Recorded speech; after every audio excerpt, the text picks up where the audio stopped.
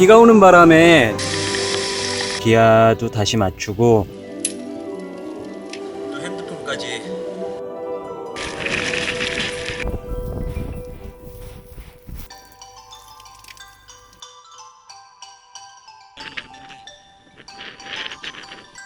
(84일간의) 일본 자전거 여행 이야기가 지금부터 시작됩니다. 재밌게 봐주세요. 어느 날 저는 자전거 여행을 하겠다고 짐을 잔뜩 싸서 출발했습니다. 그렇게 설악산 한계령을 넘어 동해바다까지 갔고 동해바다를 따라 부산까지 내려가게 되었죠. 그리곤 정신을 차리니 일본에 도착했는데요. 뭐 어찌저찌 남쪽으로 가다 보니 여행이 막 끝나지가 않더라고요. 그렇게 한번 다녀오니 자신감이 붙었습니다. 하지만 몇 가지 문제점들도 있더라고요. 짐이 많다 보니 자전거가 너무나 무거웠는데요. 이걸 어떻게 해결해야 할까요?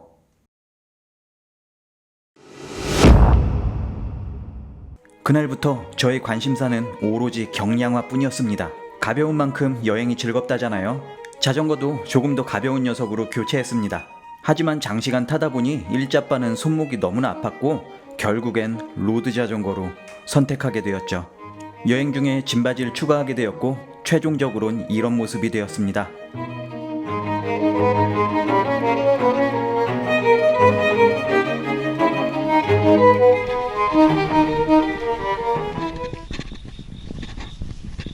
그리고 어느 여름날 새벽 거대한 박스를 짊어지고 출발합니다.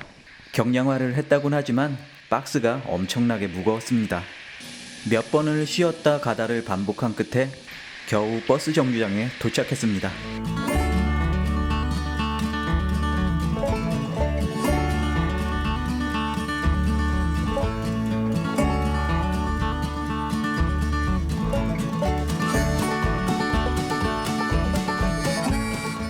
그렇게 또다시 일본으로 넘어가게 되었습니다.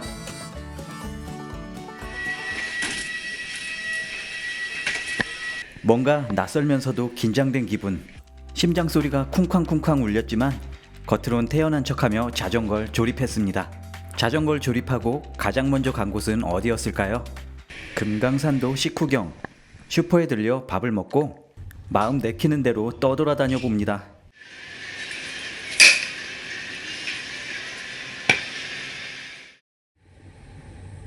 정처 없이 떠돌던 저는 일단 센다이 시내로 향해 봤습니다.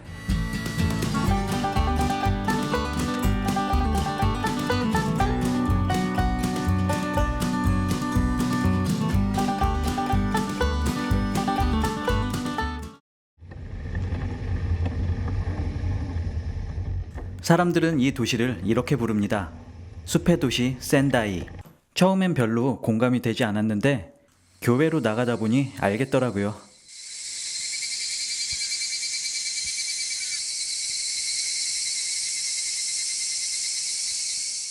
시내에서 멀지 않은 곳에 센다이 성터가 남아 있었습니다.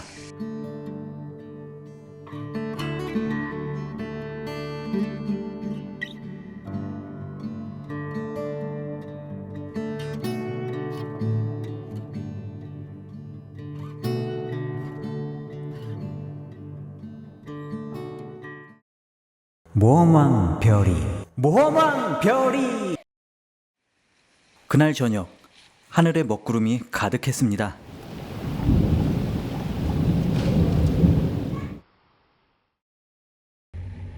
다음 날은 아침부터 비가 내렸고 뭔가 따끈한 게 생각나더군요. 다행히도 근처 아케이드에서 맛있는 우동을 저렴하게 판매하고 있었습니다. 춥고 배고플 땐 우동이 짱이죠.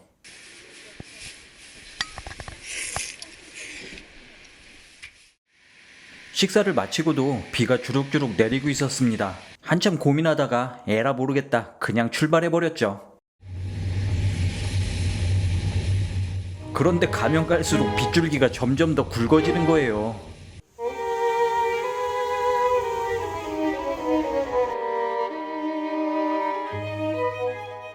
자전거 여행에 여러 가지 힘든 점들이 많지만 그 중에서도 이렇게 비가 내릴 때면 정말이지. 아휴.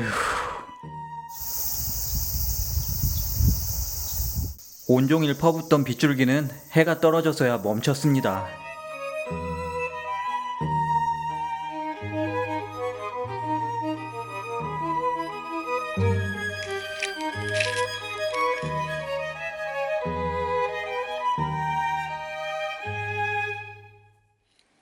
그 당시 저의 자전거 여행은 일종의 고행이었나 봅니다. 편안한 해안가 도로를 냅두고 일부러 힘든 내륙 지역으로 향했죠.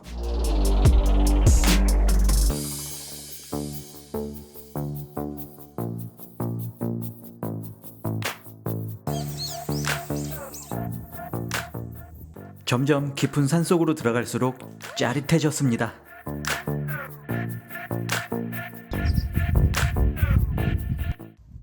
원래? 그런데 물이 떨어졌습니다.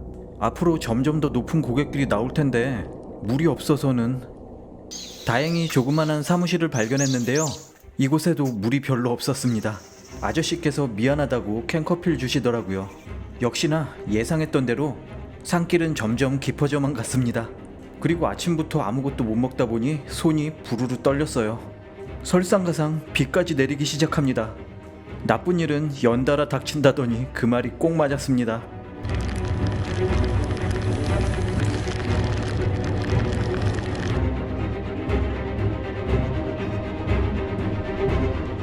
하루 종일 오르막길과 사투를 벌인 끝에 작은 시골 마을에 도착했습니다.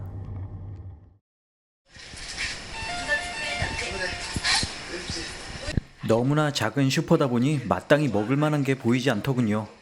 弁当ごめんなさい、カップラーメンにお湯あげるぐらいしかできないね。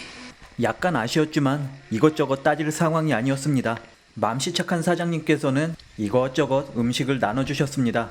그렇게 허기를 채우고 밖에 나왔더니 다행히도 근처에 온천이 있었습니다.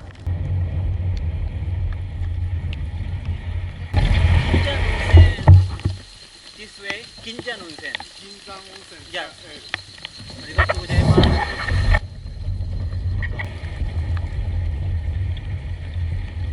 개천 하나를 사이에 끼고 전통 료칸들이 다닥다닥 모여 있었습니다.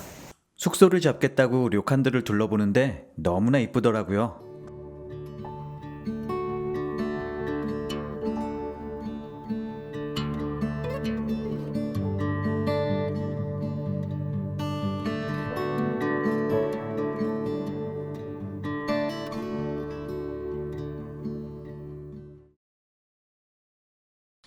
료칸 가격을 좀 알아봤는데 너무나 비싸더라고요. 뿐만 아니라 빈 방이 거의 없었습니다. 하는 수 없이 계곡을 따라 상류 쪽으로 올라갔는데요. 아이쿠, 여기가 끝이었습니다. 상류 끄트머리에는 거대한 폭포가 쫙 하고 쏟아지고 있었어요. 모험왕 별이. 폭포 앞으로 조그마한 다리가 있었습니다. 아무 생각 없이 다리를 건넜죠. 이렇게나 많은 물이 쏟아져 내리는데 왜 다리가 잠길 거란 걸 예상 못했을까요? 다리를 건너고 몇 분도 채 지나지 않아서 다리가 있던 자리는 시꺼먼 물로 뒤덮여 있었습니다.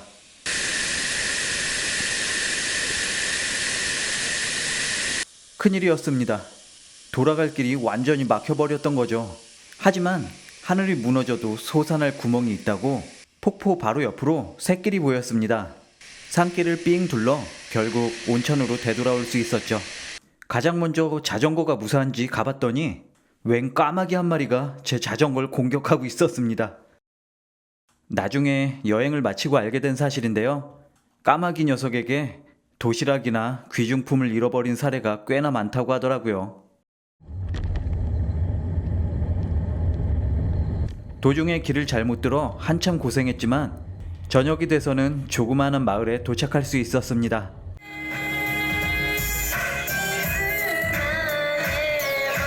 작은 마을에선 소박한 축제가 벌어지고 있었습니다.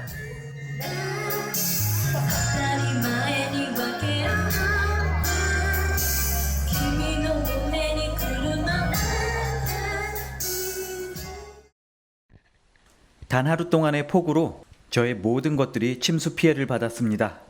그나마 다행인 건 옆집에서 맛있는 아침밥을 대접해 주신 것이죠. 덕분에 기분 좋게 하루를 시작합니다. 그 어떤 자전거 여행자도 올 것 같지 않은 그런 길들이 계속해서 나타났습니다. 천만다행으로 비는 그쳤지만 바람이 예사롭지 않았습니다.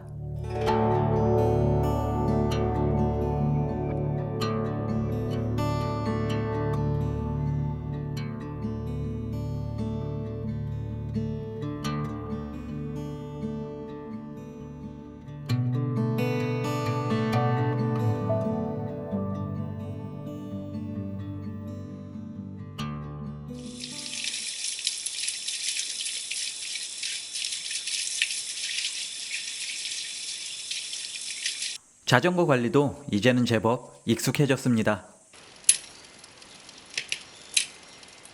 자잘한 트러블은 혼자서도 뚝딱뚝딱 해치울 수가 있게 되었죠.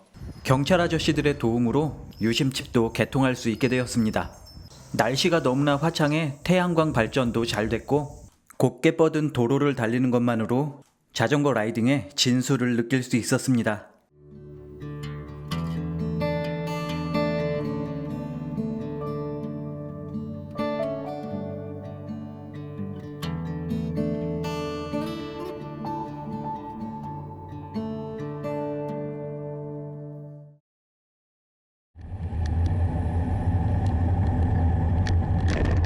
이 다리를 보니 그때의 기억이 떠오르는 것 같습니다. 다리를 건너 우측으로 가야 했는데요. 도로 공사로 인해 길이 끊기고 말았더라고요. 이 앞에 서서 어떻게 해야 할지 한참을 고민했답니다. 그러다 결국 반대편 길로 접어들었는데요.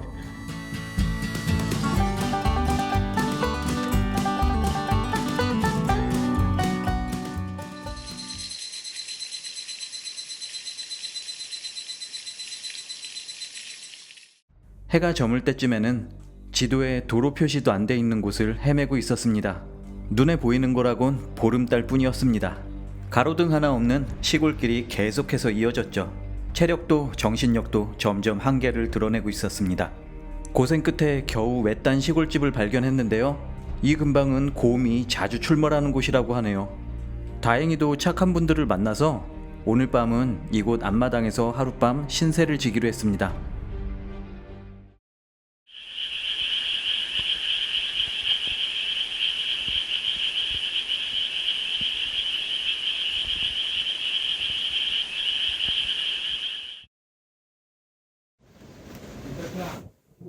간밤에 신세를 진 것도 모자라 아침밥까지 챙겨주셨습니다. 뿐만 아니라 이렇게 간식 보따리를 한 보따리 싸주셨는데요. 행운의 부적이라며 곰인형도 선물해 주셨습니다. 그래서 이 곰돌이는 제 자전거에 매달려 여행이 끝날 때까지 저와 함께 했답니다. 여행을 마치고 집으로 돌아온 저는 이곳의 주소를 알아내었고 고마우신 분들께 선물을 보내드렸습니다. 그렇게 이 곰돌이 인형은 일본을 한 바퀴 돌아 한국을 거쳐 다시 집으로 돌아갈 수 있었죠.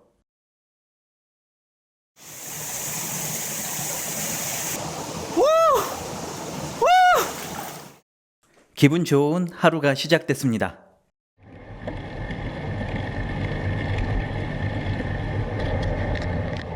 달리다 더우면 공원에서 물장구를 쳤고 공예 마을에 들려 재밌는 구경을 하기도 했습니다. 세상은 제 생각보다 훨씬 넓었고 신기한 것들로 가득했습니다.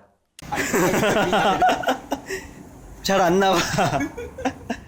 가끔은 미치노에끼에서 나와 같은 자전거 여행자들을 만나기도 했습니다. 서로가 얼마나 힘든지를 잘 알고 있었기 때문에 우리는 금방 친구가 되었죠.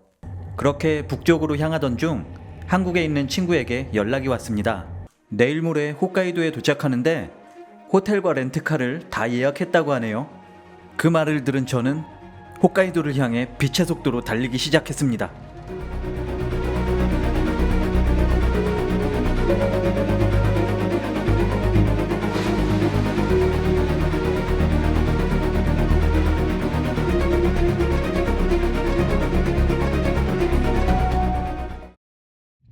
그리고 마침내 홋카이도행 배에 올라탑니다.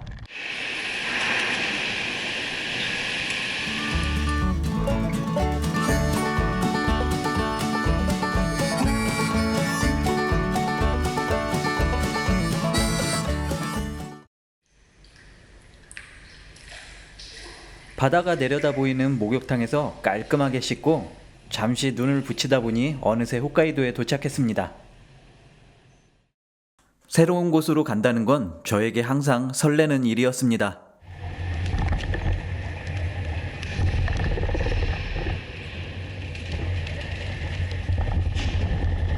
그렇게 도착하니 왠지 배가 고팠습니다. 그래서 찾다 보니 요 멋진 우동집을 발견하게 되었습니다. 명란젓이랑 계란을 풀었네. 우동이 국물이 되게 자작하고 가지튀김 같은 거고.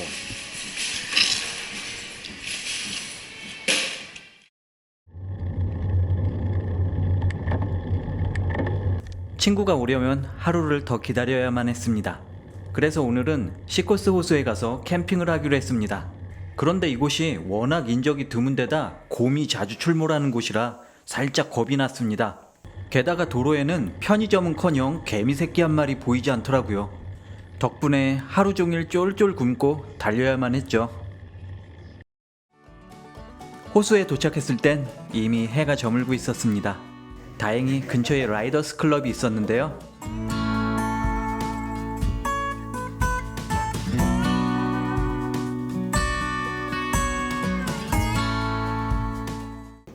지금 저녁 4시가 다 됐는데 이 컵라면이 오늘 첫 끼예요, 첫 끼. 와, 중간에 아무것도 없어서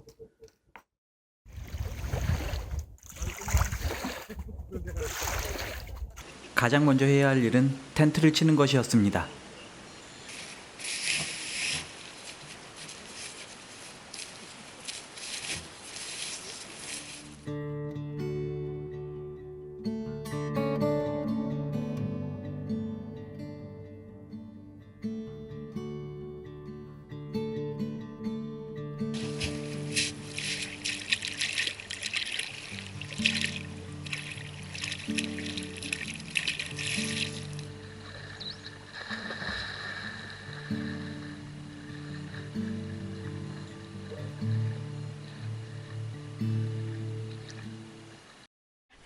지금 텐트 표면에 보면은 이런 날파리 같은 것들이 엄청나게 붙어 있는데 얘네들이 지금 다 강바닥에 빠져 있어요. 날파리 덕분에 송어들은 만찬을 즐기고 있었습니다.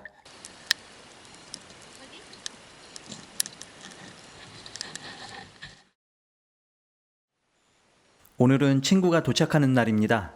아침 일찍 서둘러 준비를 하고 있었는데요. Are you coming back here today with your girlfriend? Yes. Yeah. Camp up there. 과일, 참치통 조림, 그리고 이거는 빵. 아침부터 횡재를 했군요. 그런데 가다 보니 길이 끊겨 있었습니다. 이것은 곰이 부러뜨려 놓은 나무인가? 오만 가지 생각을 하며 이곳을 돌파해야 했죠. 홋카이도의 자전거 도로는 차도와 완전히 분리되어 있었습니다.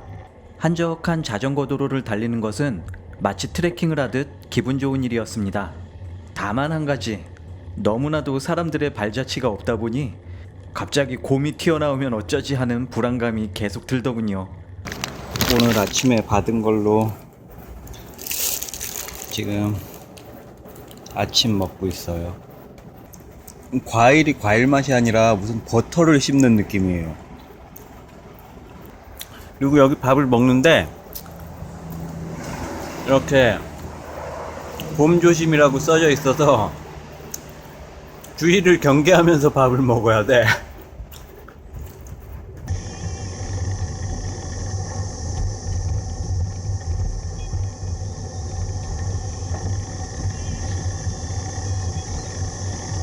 잠시 후 저는 친구와 만났고 4박 5일 동안의 로드 트립이 시작됐습니다. I'll wait to see your golden smile, feel of 1,000 kisses. Oh, please stay a while. I'll reach up to hold your sunlit face. Feels like a handful of silk now. I'm in your warm embrace. Oh, I hope this feeling lasts till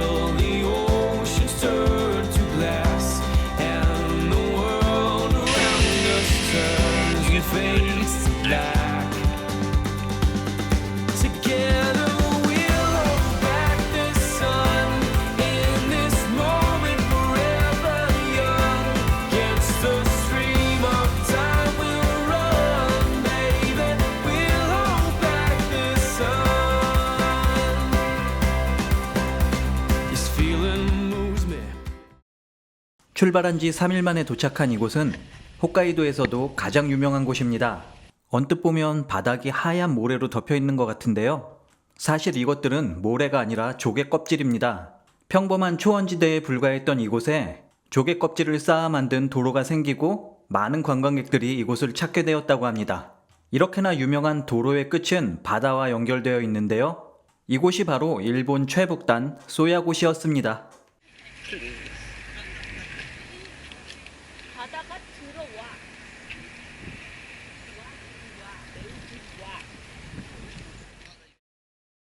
어느덧 4박 5일이라는 시간이 거의 끝나고 있었습니다. 아침부터 싸고 저렴한 식당에서 맛있게 밥을 먹고 동해 번쩍 서해 번쩍 여행을 시작합니다. 유황 때문인지 계곡마다 색이 너무나 이상했고 무료 온천탕도 정말 많았습니다. 모험왕 별이!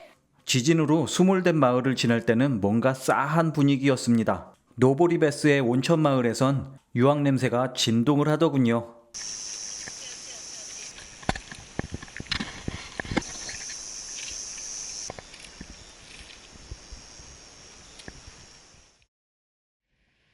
확실히 자동차로 여행하니까 편하고 쾌적했습니다. 그렇게 여행을 마무리하고 삿포로에 있는 숙소로 돌아왔는데요. 삿포로의 휘황찬란한 밤거리가 우리를 유혹하더군요. 이곳저곳 돌아다니다 보니 한 식당 앞에 사람들이 바글바글했습니다. 알고 봤더니 일본에서 유명한 초밥 체인점이라고 합니다. 처음에는 분위기에 휩쓸려 그냥 들어가 봤는데 가격에 비해서 식사가 너무 잘 나오는 거예요. 안 그래도 기분이 좋았는데 옆 테이블로 가야 할 음식이 우리 테이블로 잘못 배달이 왔습니다. 이게 우리 거였어 그러면은? 뭔가 잘못되었다는 걸 깨달았을 때는 이미 초밥들이 사라진 후였습니다. 우리는 음식값을 물어줘야 하나 되게 고민하고 있었는데 갑자기 식당 매니저분께서 오시더니 자신들의 실수라며 음식을 서비스로 주셨습니다.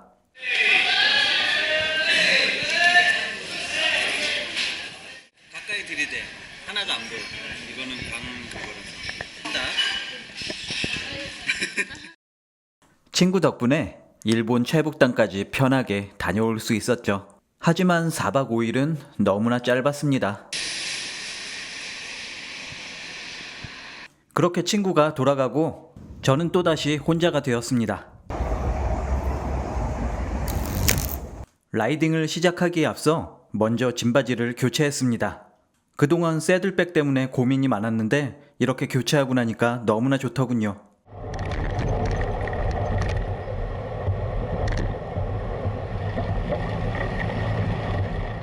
그렇게 신나게 달리고 있었는데 가다 보니 299엔짜리 식당이 나오더라고요. 어머, 이런 건 꼭 가야 돼 하고 들어갔는데요. そして好きなものがいっぱいお料理ありますので、バイキングのようにあるわけ。はい。 밥 한 끼에 299엔이 아니었습니다. 요 생선 구이 같은 거 요거 하나에 299원이고 뭐 다 하다 보니까 844엔. 그냥 간단하게 먹으려고 들어왔다가 이거는 안에 육즙이 그대로 살아있고 비린내가 전혀 없어요.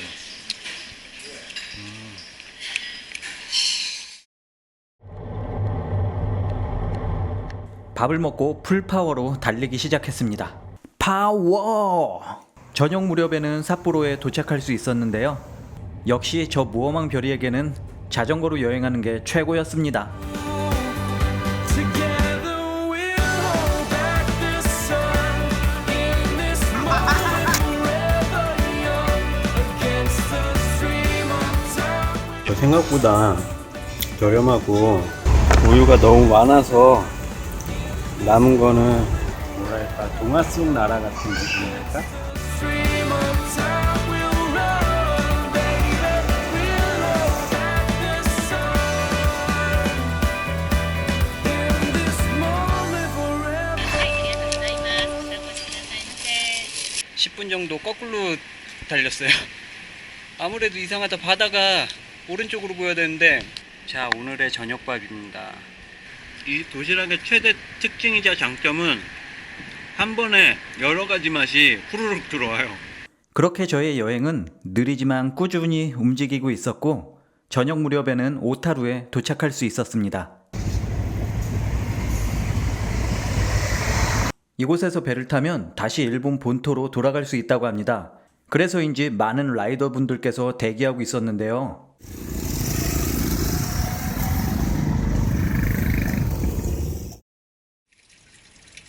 모험왕 별이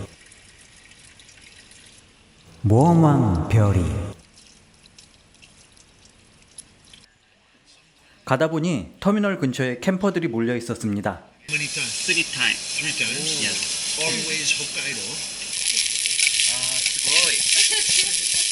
So which Japanese? 우리는 국적도 성별도 연령도 제각각이었지만 어느새 좋은 친구가 되었습니다. BMW. 그래서 다음날 아침 우리가 헤어질 때는 모두가 서운한 표정이었습니다. 모험왕 별이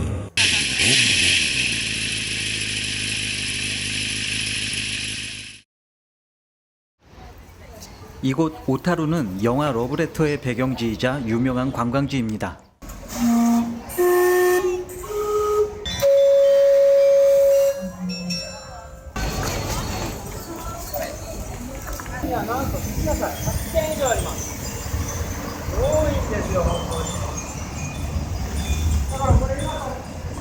오타루에서도 가장 유명한 곳이 바로 이곳 오르골 박물관입니다.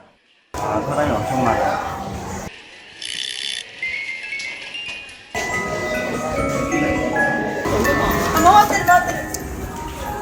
이곳저곳 신나게 둘러보고 있었는데요. 그때 주룩주룩 소나기가 쏟아졌습니다. 가난한 여행자였던 저는 이럴 때 가장 난감했죠.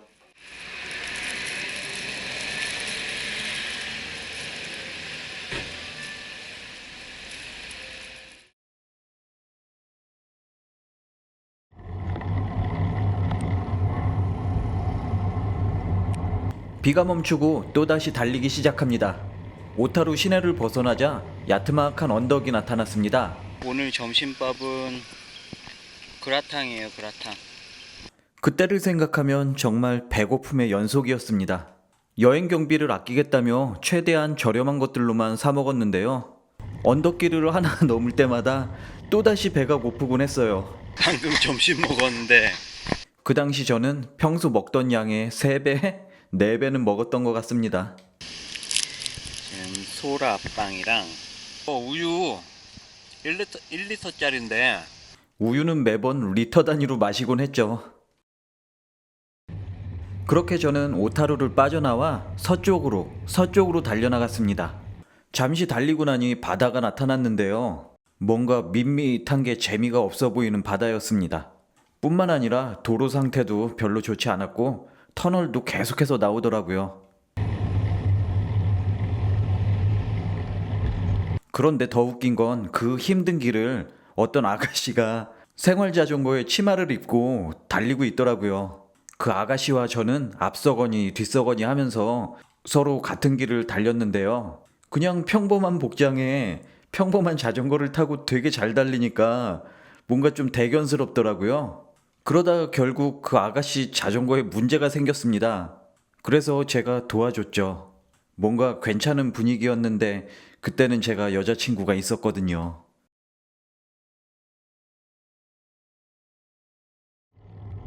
계속 바다를 따라 달리니 금세 지루해지더라고요.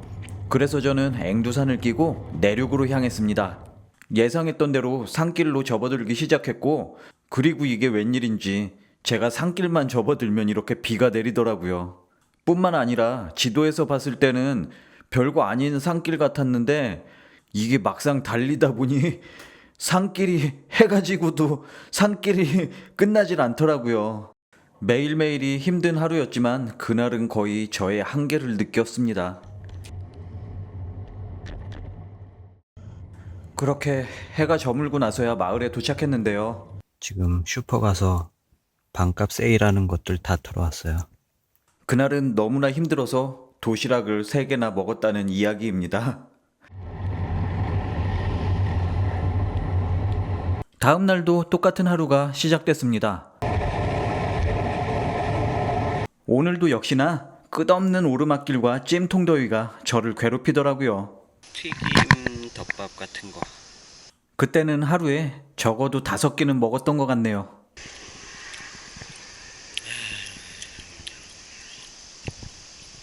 그 슈퍼 가서 150엔 주고 샀는데 뒤에 이렇게 실리콘이 있어서 미끄러지지가 않아요. 발에 땀이 엄청 잘 차는 스타일인데 이거 신으면은 땀이 안 차요. 금방금방 말라요. 뽀송뽀송해요. 밥을 먹고 힘을 내서 달려봅니다. 그런데 자전거에서 뭔가 삐그덕삐그덕 소리가 나는 게 아니겠어요? 요 며칠 비를 맞고 다녔더니 체인에 녹이 슬었나 봅니다. 그런데 운 좋게도 자전거 여행하고 있는 일본인 여행객을 만났는데요. 이분들께서 좋은 정보를 많이 알려주셨습니다. 뿐만 아니라 근데 체인 보더니 녹슬었다고 기름 쳐줬어요. 기름을 치고 나니 자전거가 엄청 잘 나갔습니다. Be careful. Thank you. Have a wonderful day. Bye. 그리곤 또다시 지루한 라이딩이 시작됐습니다. 페달을 밟고 또 밟고 그렇게 바퀴가 굴러갔죠. 그러다 문득 정신을 차리고 보니 해가 저물고 있었습니다. 자전거는 뭐에라도 홀린 듯 산으로 향하고 있었고요. 저는 어젯밤의 악몽이 떠올랐습니다. 이대로 해가 저물고 비까지 내려버리면 어제랑 똑같은 상황이 되어버리는 거죠. 하지만 다행스럽게도 해질 무렵에는 조그마한 마을에 도착할 수 있었습니다. 6시 30분인데 날이 어두워져서 지금 조그만한 마을로 들어왔는데 여기 마을에 슈퍼가 이거 하나밖에 없나 봐요. 아쉽게도 도시락은 없었지만 지금 찬밥 더운 밥을 가릴 처지가 아니었습니다. 대충 먹을 걸 챙겨서 나왔더니 숙소가 하나도 없는 거예요. 그래도 다행히 마을 주민분들의 도움으로 근처에서 캠핑을 할 수 있었는데요. 자다 보니 뭔가 따끔하더라고요. 아까 여기 마을 주민이 저 여기 태워다 주면서 맨 마지막에 여기 옐로우 모스가 굉장히 포이저너블하다고 조심하라고 그랬거든요. 아마 이건 것 같아. 꼬리가 정갈처럼 생겨서 이렇게 살살 건드리면은 꼬리로 이렇게 찌르려고 그래요. 얘가 꼬리에서 뭐 액체 같은 게 나왔어요 지금. 다음날 아침 날이 꾸리한 게 왠지 쌀쌀하더군요.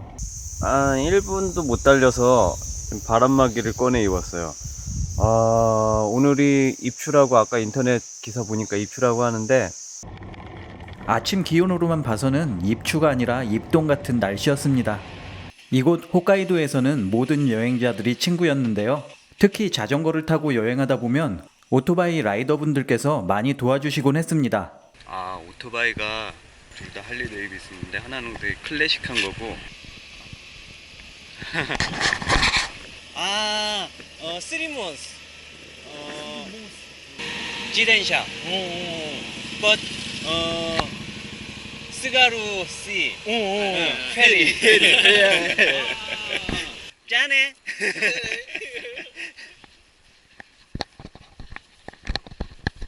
그렇게 이틀 동안 고생한 끝에 산악지형을 모두 빠져나왔습니다.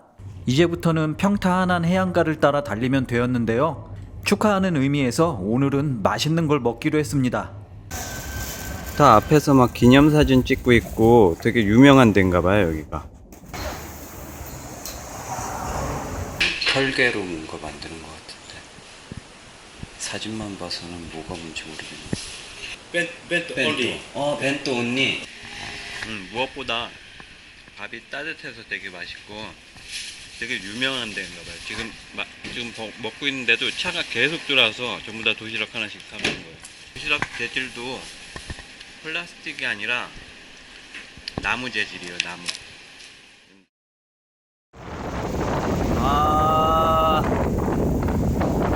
엄청나요, 바다가. 마을을 빠져나오자마자 오샤만베 해안이 나타났습니다. 바람이 엄청 불고 파도가 거셌습니다. 도로는 달려도 끝없이 뻗어 있었고 도로 옆으로 달리는 기차들도 끝없이 뻗어 있더군요. When the sun goes down and the world spins round, when I lay right next to you, I can't close my eyes even though I try. These perfect moments are few. I fall asleep embrace in the morning, awake to that perfect side of you. Together we'll hold back the sun in this moment, forever young.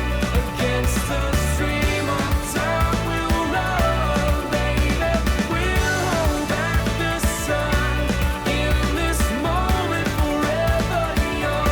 Against the stream of time we'll run, baby. We'll hold back the sun in this moment, forever. 그렇게 하코다테에 도착했습니다. 이곳에서 배를 타면 다시 일본 본토로 돌아갈 수 있습니다. 아오모리까지는 4,960엔이고요. 오마까지는 3,770엔. 3시에 출발해서 6시 30분에 도착하는 거거든요. 새벽 3시까지 시간을 때울 곳이 필요했습니다. 마침 터미널에 휴게소가 있었는데요. 이런 곳에서 몇 시간이나 시간을 낭비하고 싶지 않았습니다. 전 세계 3대 야경이라는 하코다테산을 오르기 시작했습니다. 자비가 없는 오르막길이더군요. 땀으로 흠뻑 젖을 때쯤 케이블카 타는 곳에 도착했습니다. 옆으로 자그마한 샛길이 있었는데 하코다테산으로 향하는 길이라고 합니다. 자전거로는 산길을 못 올라간다더군요. 그래서 케이블카를 타기로 했습니다. 케이블카 되게 크네.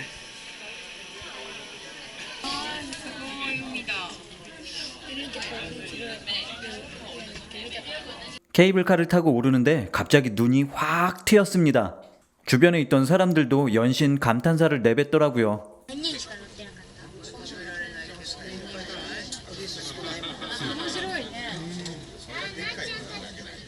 정상에 도착하니 해가 저물고 있었습니다. 그리고 눈앞으로 도시 전체가 한눈에 들어왔습니다. 돈이 없어서 편도로 끊어서 내려갈 때는 걸어 내려가야 돼요. 해가 저물수록 점점 더 많은 사람들이 전망대에 몰려들었습니다.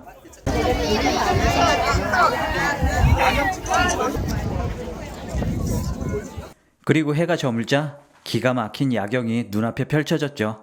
전망대에 있던 수많은 사람들이 한마음 한뜻으로 감탄사를 외쳐댔습니다. 하지만 산을 내려가는 길은 그리 낭만적이지 못했습니다. 아마 여기를 걸어서 내려간 사람은 제가 아마 유일하지 않을까 싶어요. 가로등도 하나도 없고 그냥 옆에는 낭떠러지에 아무것도 안 보이고 그냥 차길이에요, 차길.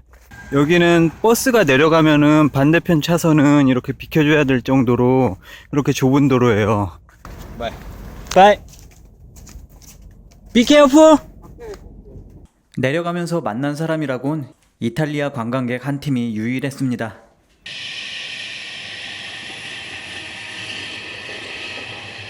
다시 여객터미널로 돌아가는 길.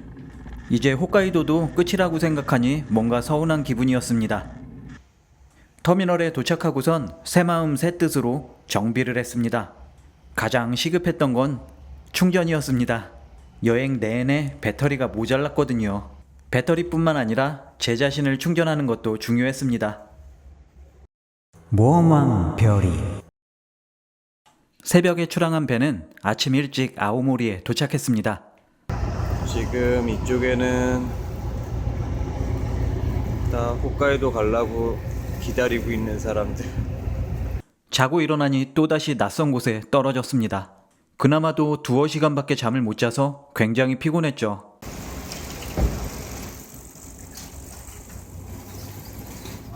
홋카이도와는 모든 게 달라 보였습니다.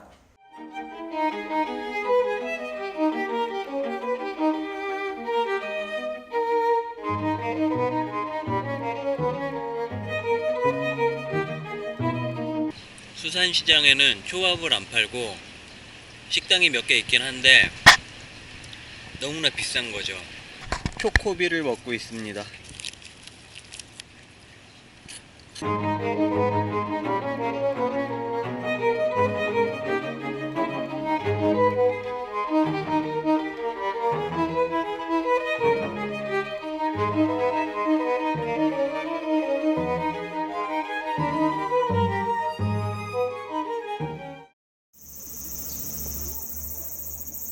오늘 첫 끼예요. 아, 배고파. 잠을 못 잤더니 정신이 하나도 없네. 간단히 식사를 마친 저는 기절하듯 깊은 잠에 빠져들었습니다.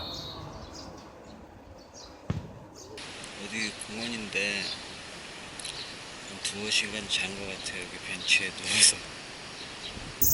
어제 너무 욕심을 부려서 하코다테 그 야경도 보고 싶고 또 배도 빨리 타고 싶고 하다 보니까 새벽 배를 탔는데 이게 너무 힘든 거예요.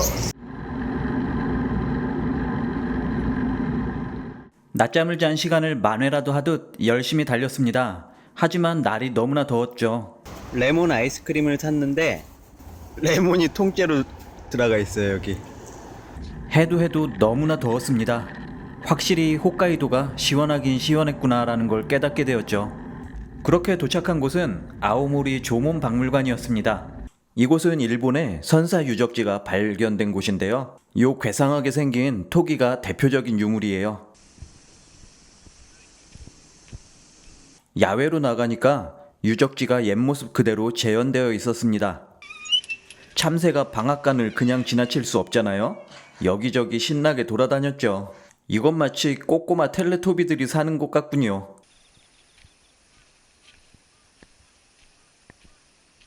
박물관 옆으로 보이는 이 하얀색 건물은 미술관입니다. 마당에는 사발면 백인분이 묻혀 있더라고요.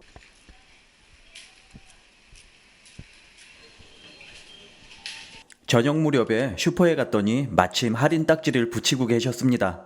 하루 중 가장 행복한 순간이죠. 자, 즐거운 저녁 식사 시간이 왔습니다. 아오모리를 벗어나 서쪽으로 달렸습니다. 이제부터는 일본 서부 해안을 따라 남쪽으로 갈 계획입니다.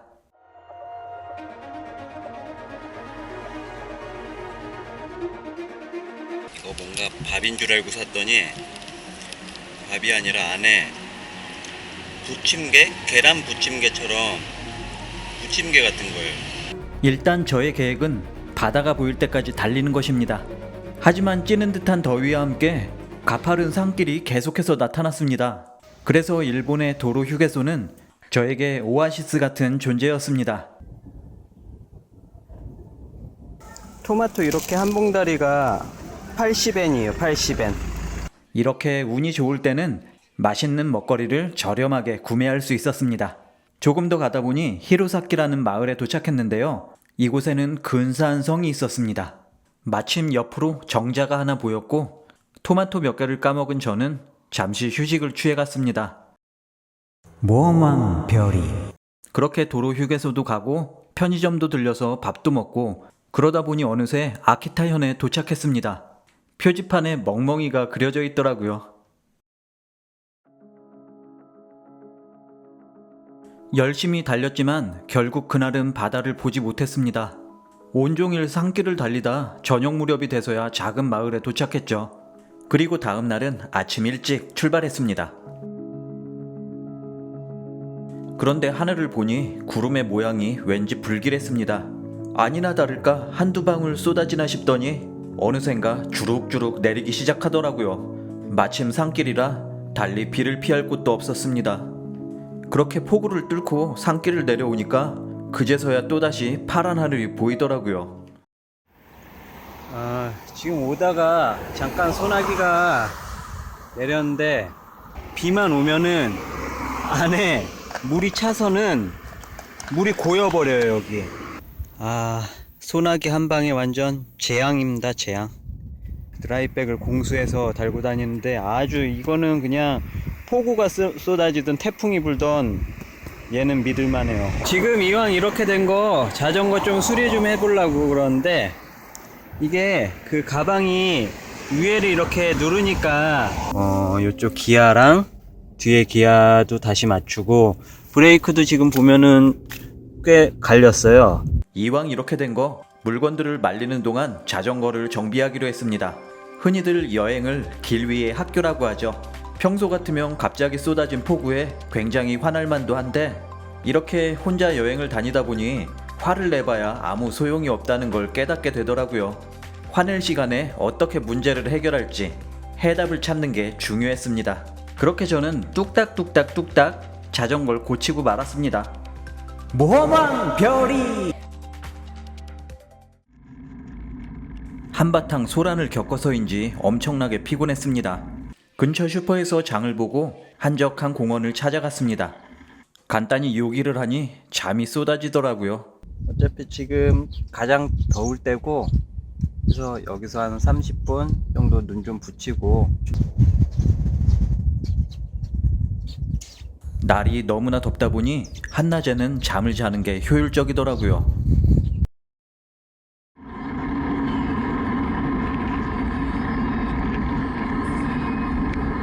지금 이 길을 거의 1시간째 가고 있는데 옆으로 계속 논밭이에요. 반대쪽도 다 논이에요, 논. 이곳의 지형이 너무나 독특했습니다. 그래서 나중에 집에 와서 찾아봤더니 지도가 굉장히 특이하더라고요. 방풍림이 보이는 걸로 봐서는 근처에 바다가 있는 것 같았는데 아직까지 바다는 나타나지 않았습니다.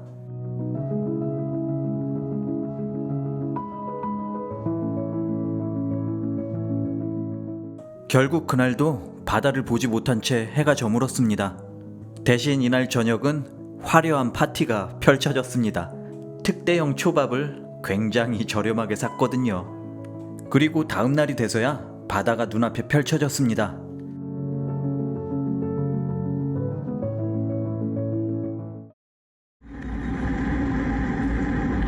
이제부턴 길을 잃을 염려도 없습니다. 오른쪽으로 바다를 끼고 남쪽으로 달리기만 하면 되니까요. 이 바다 건너편에 한국의 동해바다가 있다고 생각하니 뭔가 마음이 두근두근거렸습니다.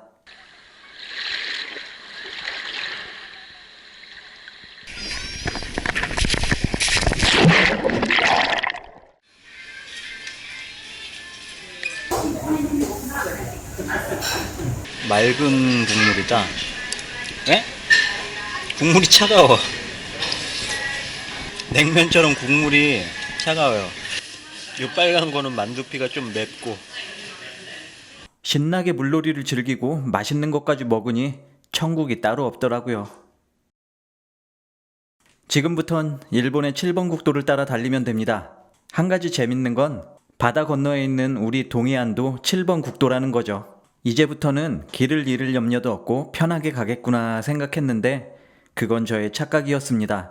나중에서야 알게 된 사실이지만 자전거 여행에서 쉬운 길이란 별로 없더라고요. 오늘은 이쪽 해안가에서 잘 건데 모래사장에다가 텐트 치면은 운치 있고 좋기는 한데요. 비 오거나 바람 불거나 하면은 곤란하기 때문에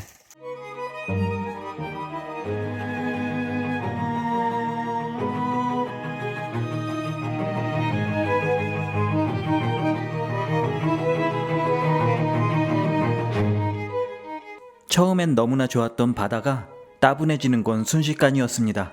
아무리 멋진 풍경이더라도 계속해서 보다 보면 무덤덤해지잖아요. 그뿐만이 아니었습니다.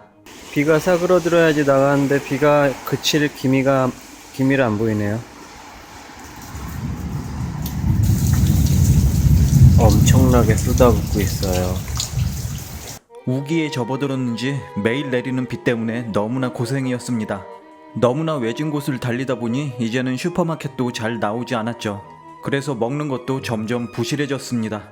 그나마 좋았던 건 해변가에서의 캠핑과 쏟아져 내릴 듯한 별빛이었죠. 하지만 아침이 찾아오면 전쟁이었습니다.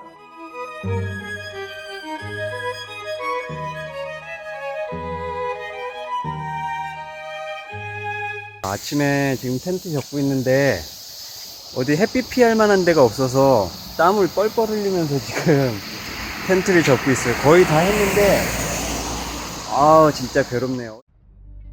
어느 순간부터 아무 생각 없이 페달만 밟게 되었고 오른쪽으로 보여야 할 바다가 더 이상 보이지 않았습니다. 그렇게 저는 또다시 산길로 접어들기 시작했던 것이죠. 기가 막히게 산세가 좋았습니다.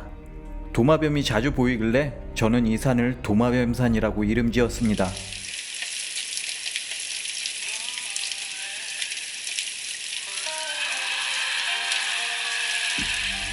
무더위에 산을 오르려니 죽을 맛이었습니다.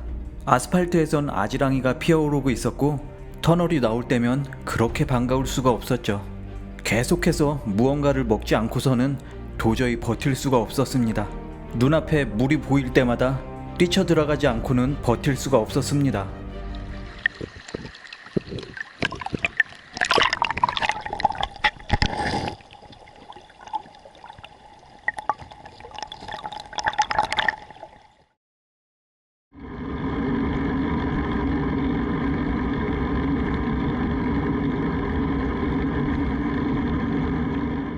결국 해질 무렵이 되어서야 산을 빠져나왔습니다. 그리고는 어느 황량한 해변에서 캠핑을 하게 되었는데요. 이제는 더 이상 여행을 해야겠다는 의지도 체력도 남아있지 않았습니다. 다음날 아침 일어나 보니 이곳은 황량한 폐허였습니다. 집들이 반쯤 모래에 파묻혀서 문도 열리지 않을 정도였죠. 저는 마치 귀신에라도 홀린 듯 이곳 해변에서 2박 3일 동안 머무르게 되었답니다. 모험왕 별이 다행히 쉬다 보니 조금씩 충전이 되었고 이곳에 도착한 지 3일째 되던 날 저는 마침내 짐을 꾸리기 시작했습니다. 빗줄기가 오락가락했지만 이 정도는 문제 없었습니다. 간만에 자전거를 타니 기분이 상쾌했고 잠시 후에는 어떤 도시에 도착했죠. 이곳이 바로 니이가타였습니다. 여기부터는 해안도로를 벗어나 도쿄를 향해 내륙으로 향하게 됩니다. 네, 오늘 방송 시작하겠습니다. 지난 시간에 저희가 센다이부터 지금 보고 계신 화면은 5년 전 제가 똑같은 주제로 방송을 하던 모습입니다. 당시에 저는 방송 진행은 물론 영상 편집까지 완전히 초짜였습니다. 몇 안 되는 시청자 여러분들과 함께 무려 88일 동안 여행기를 연재했는데요. 당시 제가 여러분들께 약속드린 게 있었죠. 언젠가 제가 영상 편집을 아주 잘하게 되면 일본 일주 시리즈를 한 편의 영화처럼 만들어 드리겠습니다. 라고 말씀드렸던 그 약속을 이제서야 지키게 되었습니다. 재밌게 봐주세요. 니이가타는 생각보다 큰 도시였습니다. 도시 한복판에는 거대한 빌딩이 우뚝 솟아 있었는데요. 건물 꼭대기에는 무료 전망대가 있었습니다. 내려다 보이는 뷰가 끝났다.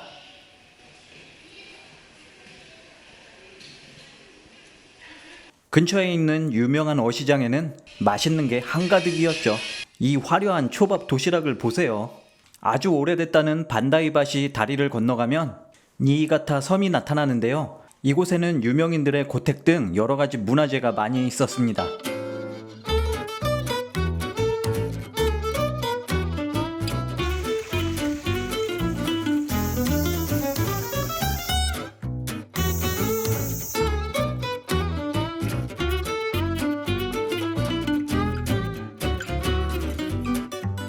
그렇게 여행이 계속되었습니다.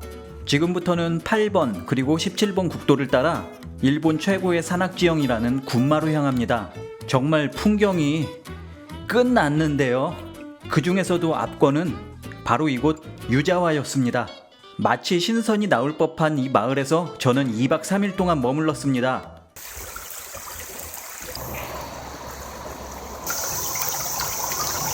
할 수만 있다면 2박 3일이 아니라 한 달쯤 머무르고 싶은 곳이었는데요. 다이겐타 계곡에서 펼쳐지던 힐링 낚시대회. 캬, 감성 돋지 않나요? 계곡 상류로 올라가면 이렇게나 멋진 호수가 떡하니 등장하는데요.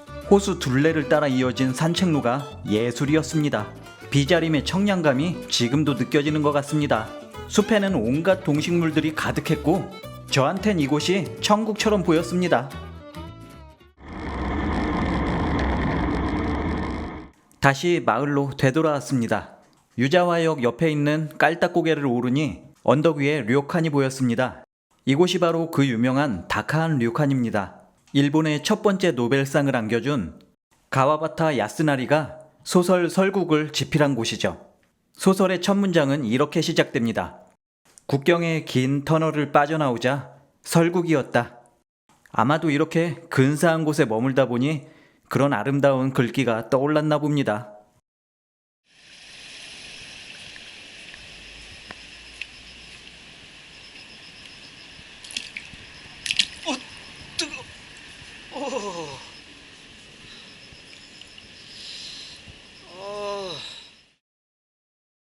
그날 저녁 지도를 보니 앞길이 험난했습니다. 자동차 전용 도로를 타지 못하는 관계로 센노쿠라산을 우회해야만 했는데요. 지도만 봐도 얼마나 험난한 길인지 알 수 있을 것 같더라고요. 설상가상 다음날 오전부터 비가 내리기 시작했습니다. 오후가 돼서야 겨우 출발할 수 있었는데요. 오늘 오전에 비가 오는 바람에 늦게 출발했어요. 그래서 지금 강원도 같은 산길 60km를 4시간 만에 달려야 되는 상황인데 좀 힘들 것 같고 일단 열심히 달리는 것 외에는 딱히 방법이 없었습니다. 눈앞으로 온 거대한 산맥들이 마치 장벽처럼 보이기 시작했고 도로는 왼쪽으로 오른쪽으로 굽이치고 있었습니다. 저는 마치 타임어택을 하는 사이클 선수처럼 최선을 다해 페달을 밟았습니다. 이제껏 자전거 여행을 하며 많은 어필을 올라봤지만 이번 건 차원이 달랐습니다.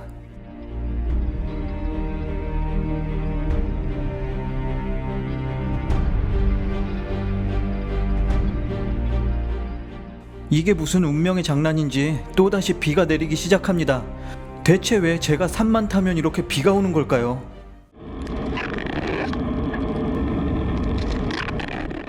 예상했던 대로 저는 시간을 맞추지 못했고 점점 날이 어두워지고 있었습니다.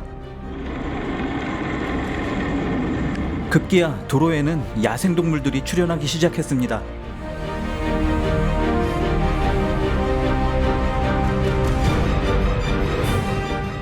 그리고 마침내 기나긴 오르막이 끝나고 내리막길이 시작됐습니다. 자비가 없는 경사더군요.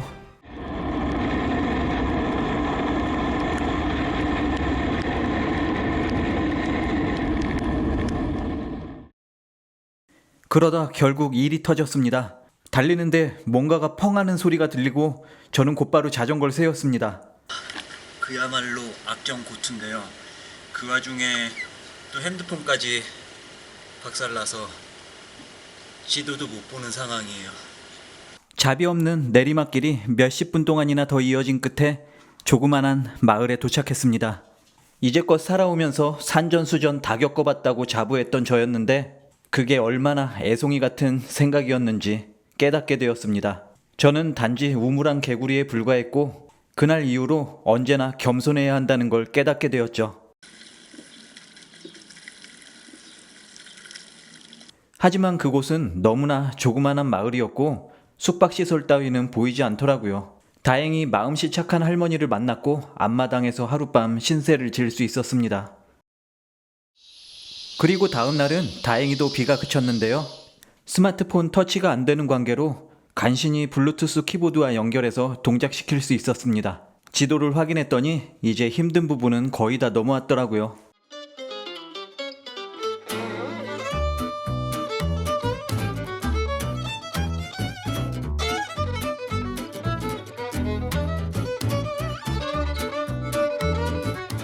그리고 또다시 라이딩이 시작됐습니다. 시작과 동시에 엄청난 내리막이 이어졌습니다. 이제 더 이상 바쁠 것도 없었고 내리막길이라 페달을 밟지 않아도 잘 달렸죠. 저는 마치 오토바이를 타는 기분으로 룰루랄라 라이딩을 즐겼죠. 점심은 이곳에서 먹었는데요. 가격이 저렴해서 여행 중에 자주 찾던 곳입니다. 카레 덮밥이에요. 그냥 야채가 굉장히 많이 들어갔고 카레 향이 진하고 고소해요. 그거 빼면은 그냥 평범한 카레 덮밥이에요. 이제는 산길도 모두 다 끝났고 다카사키 마에바시 시부카와 같은 익숙한 지명도 보이기 시작했습니다. 그리고 어느덧 저는 강줄기를 따라 달리고 있었는데요. 이것이 바로 도쿄까지 흐른다는 도내강입니다. 날씨는 화창했고 덕분에 라이딩이 끝났다.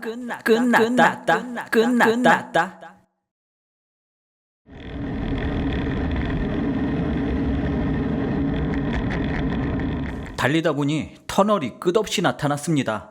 뭔가 이상하다 싶어서 봤더니 표지판이 있더라고요. 일본 대지진 때 무너졌던 터널을 다시 복구했다고는 하는데 엄청나게 짜릿하고 오싹오싹한 터널이었습니다. 이런 곳을 달리고 있자니 진짜 모험을 하는 기분이었죠. 모험왕 별이! 도내강을 따라 달리는 건 기가 막힌 즐거움이었습니다. 오랜 동안의 여행으로 단련돼서인지 평지를 만난 자전거는 엄청난 속도로 달리기 시작했죠. 그렇게 도착한 곳이 시부카와였습니다. 혹시 이니셜 D 만화를 보셨다면 아시겠지만 그 만화의 배경이 되는 곳이에요. 이대로 도쿄로 달리면 편하겠지만 참새가 방앗간을 그냥 지나칠 수 없잖아요. 정신을 차리고 보니 저는 어느새 하루나산을 오르고 있었습니다. 그 만화에서 타쿠미가 또랑타기 하던 곳 말이에요. 가다 보니 실제 만화에서 나왔던 장면들이 고스란히 나타나기 시작했습니다. 요 삼각형으로 생긴 나무는 보자마자 알아보겠더라고요. 이곳은 주인공이 데이트하던 곳이고요. 호숫가 오리배들도 만화에서 보던 모습이랑 똑같았습니다. 그렇게 열심히 오르다 보니 정상에 도착했는데요. 벌써 해가 다 저물고 있었습니다. 오늘은 근처에서 자야 할 것 같은데 마침 근처에 만화에서 보던 그 호수가 있었습니다. 그래서 호숫가에 빡 텐트를 쳐버렸죠. 그런데 텐트를 치고 나니까 갑자기 허기가 몰려왔습니다. 가방에는 과자 부스러기 하나 없더라고요. 선생님께서 초대해 주셔서 지금 오늘 점심도 못 먹었는데 지금 꼬치구이 굿.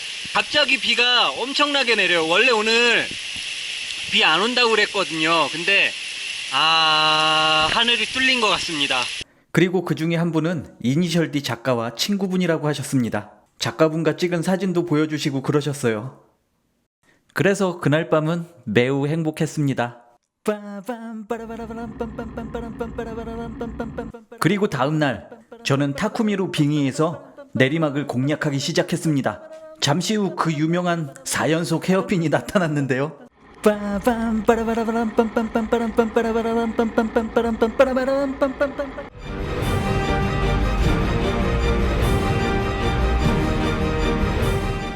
헤어핀을 다 돌고 나니 이번 여행의 목적을 완수한 기분이었습니다.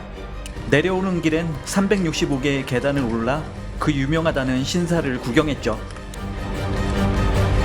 이니셜 D 모험왕 별이 모든 걸 마치고 마을로 내려가는 길, 쥐뿔 가진 거 하나 없는 제가 이 세상의 주인공이 된 기분이었습니다. 그날 이후로 지금까지 이 세상의 주인공은 항상 제 자신이었습니다.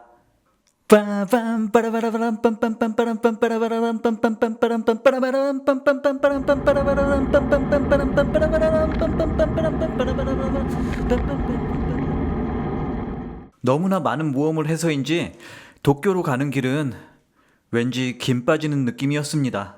그냥저냥 평탄한 길이 이어졌는데요. 가끔 가다가 자동차 전용 도로가 나오는 바람에 길 찾기가 조금 애매했습니다. 그리고 인도의 수풀이 정글 같은 구간이 있었는데요. 여기가 굉장히 힘들었습니다.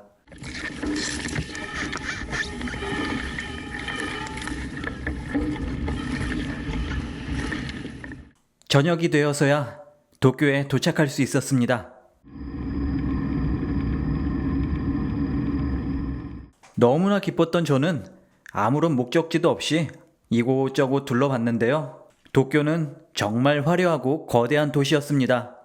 뭐가 그렇게 좋았는지 저는 그곳에서 13일 동안이나 머무르게 되었죠. 제가 가장 먼저 느낀 도쿄의 매력은 다양성이었습니다. 눈이 휘둥그레지는 대형 건물과 초고층 빌딩들, 밤이 되면 현란한 조명으로 불야성을 이루는 도심과 그곳에 어울리는 화려한 사람들, 도심 곳곳에 위치한 화려한 랜드마크 건물들은 보는 것만으로 탄성을 자아내게 했습니다. 그 사이사이를 다양한 교통수단들이 누비고 있었죠. 평소엔 점잖은 줄만 알았던 일본 사람들도 축제가 펼쳐지자 돌변했습니다.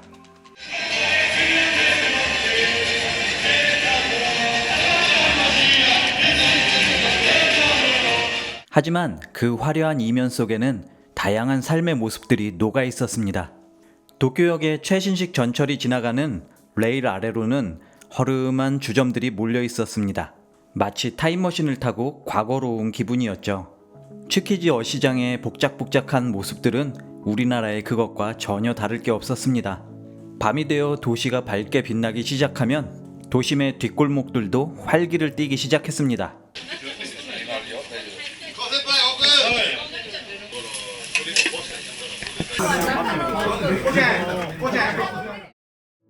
이곳 긴자 거리는 일본 도쿄에서도 가장 럭셔리한 명품 샵들이 몰려있는 곳입니다. 굉장히 시끌벅적할 거라 생각했는데 실제로 가보니 음악 소리는커녕 사람들의 발자국 소리가 다 들릴 정도였습니다.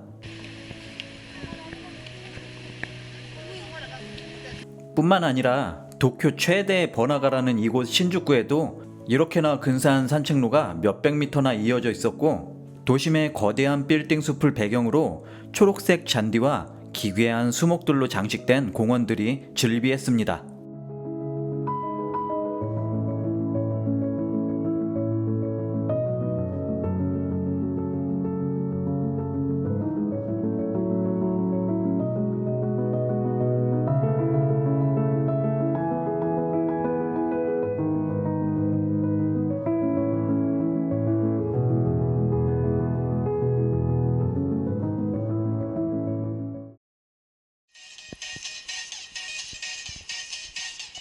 처음 이틀간은 비즈니스 호텔에서 묵었는데 가격이 너무나 부담스러웠습니다.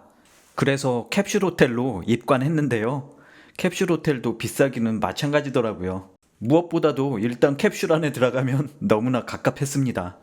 그래서 저는 검색 신공을 펼쳐서 하루에 10,000원도 안 되는 숙소를 찾아냈는데요. 그날의 기억이 다시 떠오르는 것 같습니다.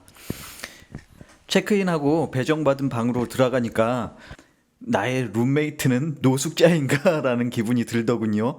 그런데 반전은 나중에 알고 보니 저의 룸메이트는 아리따운 프랑스 친구들이었습니다. 밤에 잠잘 때면 둘이서 불어로 샬라샬라샬라 했었는데 그게 마치 자장가를 듣는 기분이었습니다. 도쿄에서의 교통수단은 당연히 자전거였습니다. 무거운 짐을 내린 자전거는 마치 오토바이처럼 싱싱 달렸습니다. 이 녀석을 타고 도시 구석구석 다녔고 덕분에 도쿄의 지리를 빠삭하게 알게 되었습니다. 도시의 발달사를 한눈에 볼 수 있었던 에도 박물관, 황금으로 장식된 화려한 사찰, 도쿄타워의 빨간 첨탑, 생각보다 빈약했던 도쿄 박물관, 화려한 조명으로 불야성 같던 아사쿠사 신사, 우뚝 솟은 스카이트리와 덕후들의 천국 아키하바라, 도쿄대학교, 도쿄돔, 낭만적인 산책로의 신주쿠 교엔, 도쿄도청사의 무료 전망대와 국립신미술관까지 모두 다 이 자전거를 타고 돌아다닌 거예요. 하지만 언젠가는 떠나야 하는 게 여행자의 숙명. 저는 10,000원짜리 신발을 샀습니다. 그리고 싸구려 이발관에서 이발을 했죠. 짠, 짠, 짠! 그리고 찾아간 곳은 로폰기 힐스에 있는 선토리홀이었습니다. 카라얀이 설계했다는 이 근사한 콘서트홀에서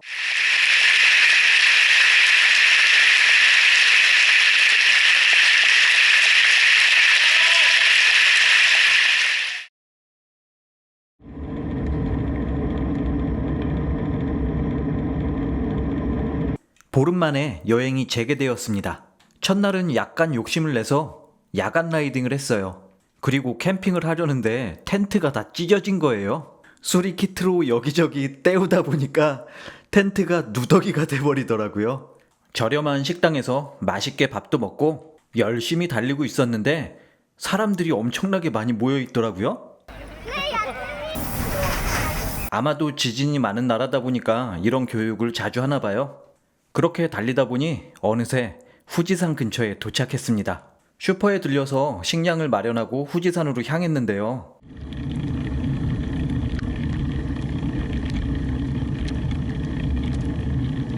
대체 왜 제가 산만 가면 비가 내리는 걸까요? 뭐 하여튼 열심히 산을 올랐죠. 어필이 진짜 끝났는데요. 도로에서는 노루도 나오고 사슴도 나오고 멧돼지도 나오고 동물의 왕국이더라고요. 결국엔 등산이 시작되는 입구까지 도착했는데요. 비는 주룩주룩 내리는데 근처에 숙박시설이 없더라고요. Hello. It's a good memory. We are in the toilets at the base of Mount Fuji. There's no shelter. 우리는 함께 그곳에서 하룻밤을 보내야만 했습니다.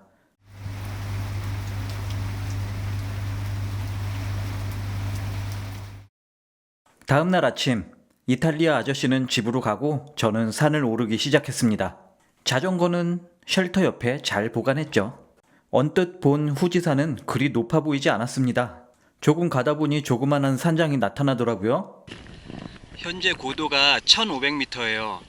후지산 정상이 3700이니까 2200만 더 올라가면 되네요. My camera. Yes. 역시나 산장은 모든 물가가 비쌌습니다. 여기 화장실이 있는데 유료예요. 근데 여기서 10분만 내려가면은 주차장에 공짜 화장실이 있는데 밤새 떨었더니 뭔가 따끈한 게 먹고 싶더라고요. 없는 형편이지만 무리해서 라면을 사 먹었습니다. 나왔는데 이게 700엔이에요. 밤새 화장실 안에서 떨어서 그런지 되게 맛있다. 와, 끝내줘요, 끝내줘.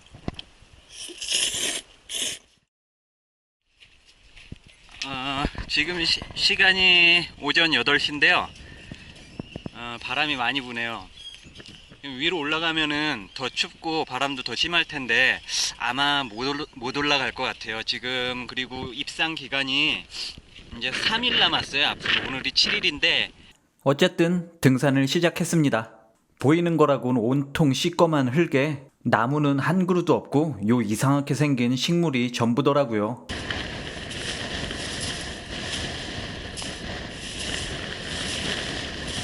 검은 모래 때문에 발이 푹푹 빠졌고 덕분에 체력 소모도 엄청나게 심했습니다. 어디 쉬면서 뭐 먹을 만한 데가 없어서 바람이 너무 불어서 밥 먹기도 힘드네요.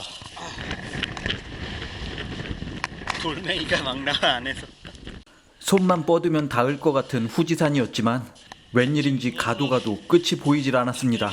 과연 제 시간에 올라갈 수 있을지 걱정이었습니다. 한 시간에 한 번씩 뭘 먹는 것 같아 지금. 어느새 2500m까지 올라왔습니다. 확실히 고도가 높으니까 힘드네요. 머리도 핑핑 돌고. 그때였습니다. 뭔가 신기한 게 보이더라고요. 알고 봤더니 이걸로 쓰레기를 수거한다고 하네요. 대단하지 않나요? 그리고 3200m에 오르니 마지막 산장이 나타났습니다. 동시에 날씨가 급변하기 시작했습니다. 아...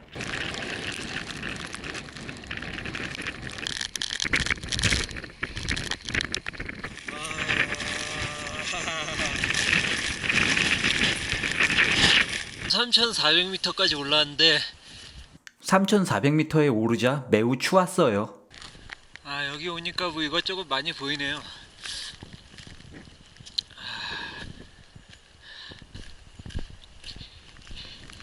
이 아래쪽이 분화구예요. 근데 뭐 저기 백록담이나 뭐 천지처럼 뭐 그런 거는 없고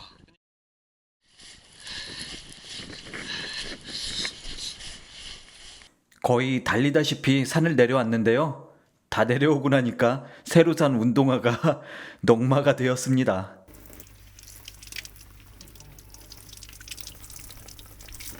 산을 내려오고도 쉬고 있을 시간이 없었습니다. 마을까지 내려가려면 한참 남았기 때문이죠. 빠르게 정비를 마치고 출발했습니다. 도로에는 야생동물들이 계속해서 출몰했고 분명 산을 내려가고 있음에도 불구하고 계속해서 오르막길이 나타났습니다. 먹을 건 하나도 남아있지 않았고 체력은 그야말로 바닥이었습니다. 그때 눈앞에 산삼이 보이는 게 아니겠어요? 처음엔 반신반의했는데 앞만 봐도 이것은 산삼이었습니다. 주변에는 저를 지켜보는 사람도 없었고 그냥 뽑아서 먹으면 됐었는데 남의 나라에서 괜히 민폐를 끼치는 것 같아서 차마 이 녀석을 뽑아 먹을 수 없더라고요. 어느새 날은 어두워졌고 저에게 남은 거라곤 오로지 정신력 뿐이었습니다.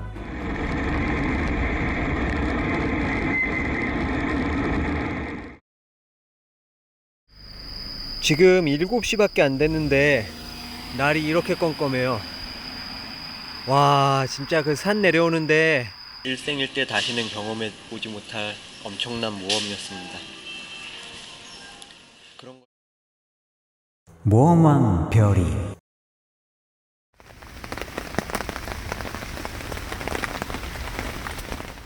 다음날 일어나니 비가 쏟아져 내리고 있었습니다. 저렴한 숙소를 찾다 보니 료칸이 보이더라고요. 덕분에 인생 최초로 료칸에서 머물게 되었습니다. 스미마셍.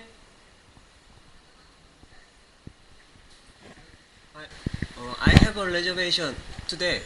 알고 보니 료칸 사장님께서 스모 선수 출신이셨습니다. 한국 국가대표 크리켓 선수들도 여기서 묵었다고 하더라고요. 제일 먼저 목욕탕으로 갔더니 뭔가 이상한 게 있는 거예요. 뚜껑을 열어봤더니 욕탕 안에 뭔가 한약재 같은 게 들어있는 자루가 있더라고요. 기나긴 복도를 지나 방으로 갔더니 다다미 냄새가 물씬 풍겼습니다. 싱글 호텔 한 3배 정도 넓이에요. 그래서 지금 텐트까지 옆에 쳐놓고 말리고 있어요. 그런데 이상하게 몸이 근질근질 거리더라고요. 잘 살펴봤더니 몸에 뭔가 뻘건 게 나기 시작했습니다. 후지산에 오르면서 블루베리 주스를 샀었는데 나중에 알고 보니 이게 유통기한이 굉장히 짧은 거더라고요. 방금 일본에서 일본 여행하면서 2번째로 지진을 느꼈어요. 지진 때문에 잠에서 깨어난 저는 근처 슈퍼마켓으로 갔는데요. 피아노가 혼자서 연주를 하고 있었습니다. 일단은 맛있는 걸 잔뜩 사서 먹방을 찍었습니다. 그리고 또 잤죠. 다음 날은 일어나자마자 마을을 한 바퀴 돌았는데요. 마을 뒷산의 모습이 왠지 범상치 않았습니다. 알고 보니 마을 뒷산의 정체는 어제 그렇게 고생을 했던 후지산이었어요. 내가 이렇게나 엄청난 산을 올랐구나 생각하니 왠지 마음이 뿌듯해졌습니다. 모험왕 별이! 다음날 아침 일어났더니 후지산을 뒤덮고 있던 구름들이 전부 다 사라졌습니다. 이틀 동안 푹 쉬었으니 오늘은 새로운 곳으로 떠나기로 하는데요. 더러워진 물통을 새 걸로 교체하니 기분이 상쾌해졌습니다. 그렇게 출발하려고 봤더니 어느새 체인이 또 녹슬어 버렸습니다. 급한 대로 선크림을 뿌려줬더니 이게 효과가 아주 좋더라고요. 마지막으로 후지산의 모습을 힐끗 뒤돌아보고 페달을 밟습니다.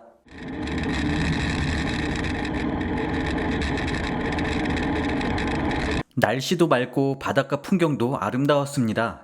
도쿄를 지나 후지산을 넘었으니 이제부터 남은 길은 평탄했습니다. 1번, 2번, 3번 국도를 따라 후쿠오카까지 달리는 것이죠. 가장 많은 자전거 여행자들이 이용하는 코스입니다. 하지만 저는 남들과 같은 코스를 달리고 싶지 않았습니다. 그래서 북쪽으로 방향을 꺾었고 부갈푸스 종주에 도전하게 되었습니다. 그렇게 저는 또다시 험난한 길로 접어들게 되었죠.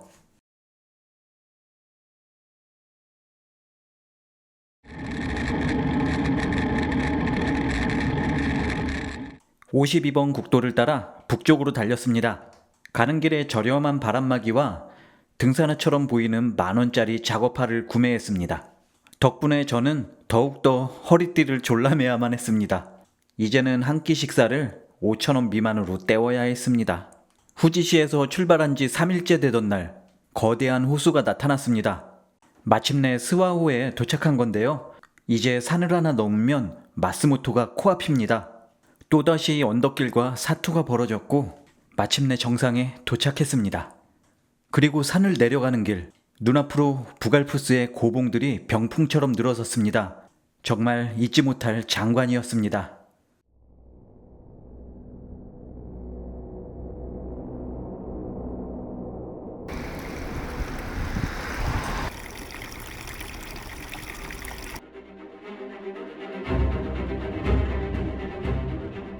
저녁이 돼서야 마스모토에 도착했습니다. 마트에 들려 3일치 식량을 장만했습니다. 그리고 다음날 새벽 해가 떠오르기도 전에 출발했습니다. 예상했던 대로 엄청난 산길이 눈앞에 펼쳐졌습니다. 오늘의 목적지 가미코지는 해발 2000m에 위치해 있습니다. 쉽게 말해서 자전거를 타고 한라산 꼭대기에 오르는 것과 마찬가지였습니다. 당연히 가는 길이 만만치 않았습니다. 끝없는 터널과 천길 낭떠러지가 제 앞길을 가로막았죠. 찢기고 구부러진 가드레일이 계속해서 나타났습니다. 그리고 잠시 후 터널이 나타났는데 표지판이 뭔가 이상했습니다. 들어가 보니 터널 안에 양갈래길이 나타났습니다.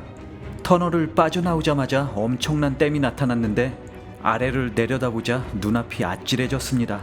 여기저기 산사태의 흔적들이 을신년스러운 모습을 연출했고 어느 순간 도로보다 터널을 달리는 시간이 많아졌습니다. 그리고 마침내 이곳에 도착했는데요.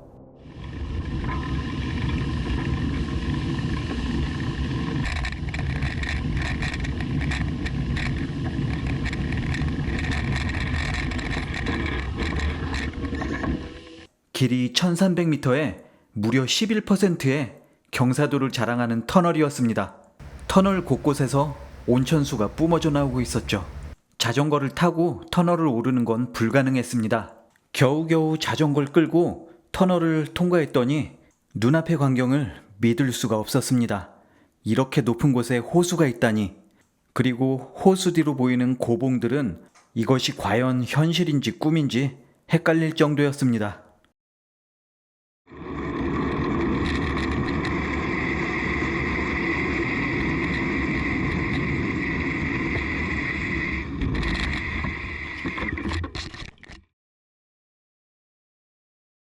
이곳이 바로 부갈푸스 종주의 시작 지점인 가미코지입니다. 서둘러 준비하고 출발해야만 했습니다. 시간이 얼마 남지 않았거든요. 꼭 필요한 짐들만 챙기고 나머지는 자전거에 고스란히 묶어놨습니다. 그리고 제가 올라야 할 산을 보니 너무나 멋지더군요.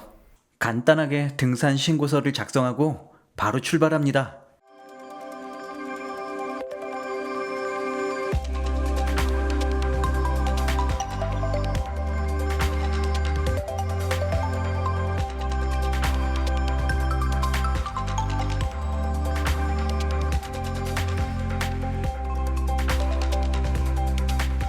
부지런히 걸은 덕분에 해가 지기 전에 캠핑장에 도착했습니다. 헛, 텐트 한 동에 700엔이라니. 덕분에 오늘 저녁은 이게 전부였습니다. 이것이 바로 자동 다이어트인 것이죠. 그리고 잠을 자는데 너무나 추워서 새우잠을 자야 했습니다. 그리고 다음날 아침 해가 떠오르니까 잔디밭에서 김이 모락모락 났습니다. 아침은 생선 통조림으로 대충 때우고 바로 출발합니다.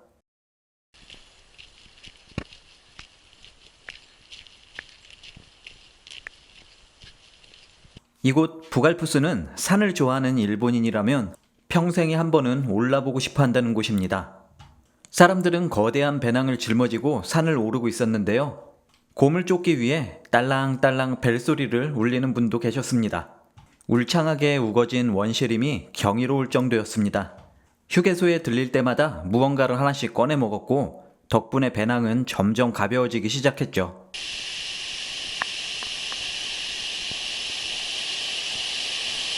부갈푸스 정상 인근에는 만년설이 쌓여 있는데요. 덕분에 계곡물이 엄청 시원했습니다. 정말 시원해요. 엄청나요, 엄청나. 고도를 높일수록 풍경이 빠르게 변해갔고 바위를 쌓아 만든 대피소가 인상적이었습니다. 그리고 거대한 빙하가 눈앞에 나타났는데요. 빙하라고 하면 순백의 하얀 것을 상상했었는데 실제로 보니 거무태태한 게 별로 이쁘진 않더라고요.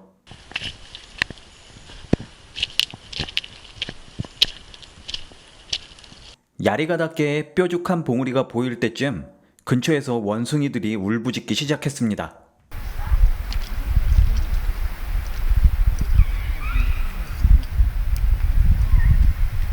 이제는 더 이상 햇빛을 피할 만한 나무 그늘이 나타나지 않았습니다. 하지만 저에겐 좋은 게 있었죠.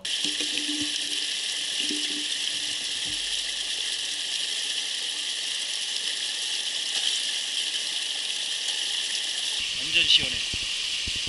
한 2초 이상 못 담그고 있어요. 그리고 이거는 습식한 이제는 야리가닥계의 모습이 선명히 보이기 시작했습니다. 그리고 잠시 후 저는 그곳을 오르고 있었죠.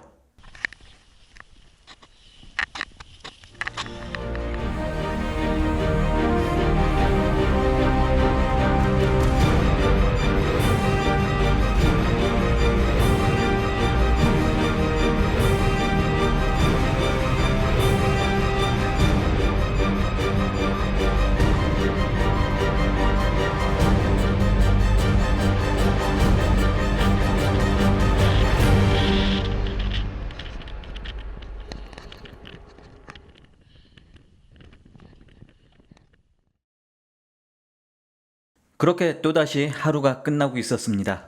잘 생각해봤더니 인생이랄 게 별거 없더라고요.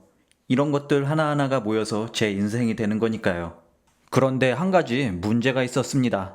제가 가진 장비로는 이곳에서 캠핑을 할 수가 없었습니다. 침낭이 너무나 얇았기 때문이죠. 비싸도 하는 수 없이 산장을 이용하기로 했죠. 오늘은 엄청 고생했으니까 특별히 라면도 먹어줬습니다. 세상에서 가장 맛있는 라면이었어요. 숙박계를 작성하고 산장에 들어서니 8시 30분에 칼같이 불이 꺼졌습니다. 그리곤 바로 꿈나라에 접어들었죠.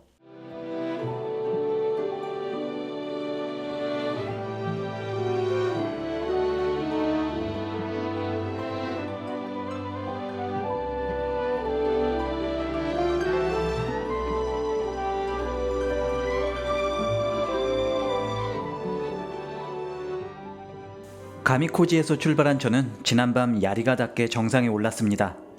오늘은 야리가다케에서 호타카다케까지 이어지는 종주 코스에 도전합니다. 이곳은 험난하기로 유명한 부갈푸스에서도 가장 난이도가 높은 곳입니다. 부디 저의 행운을 빌어주세요.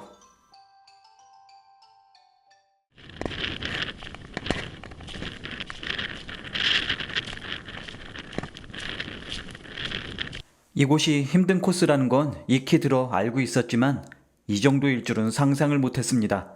깎아지를 듯한 능선길은 구름마저 힘겹게 넘어서고 있었습니다. 지나온 길을 되돌아보니 야리가다케가 벌써 저만큼 멀어졌습니다.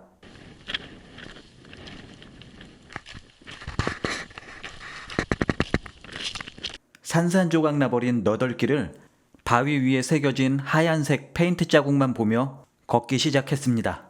평소 등산을 좋아했던 저는 이곳저곳 많은 산을 다녀봤지만 이렇게 어려운 산행은 난생 처음이었습니다. 가면 갈수록 길은 점점 더 험난해졌고 자꾸만 겁이 나기 시작했습니다. 과연 내가 이런 길을 갈 수 있을지.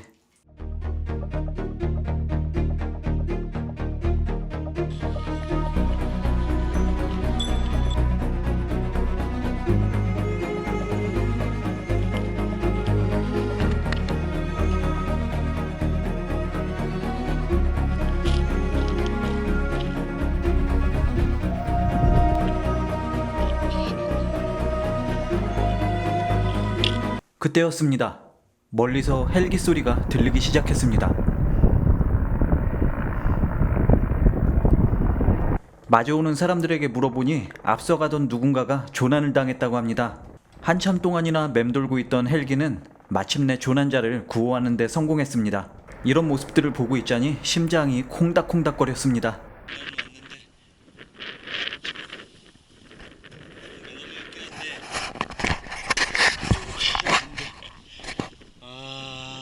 까마득해요, 까마득해.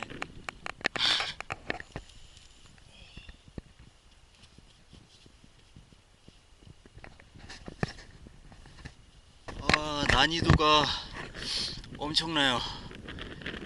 가면 갈수록 점점 더 험난한 길이 나타났습니다. 어느샌가 저는 정신을 집중해서 한 발 한 발 내딛고 있었습니다.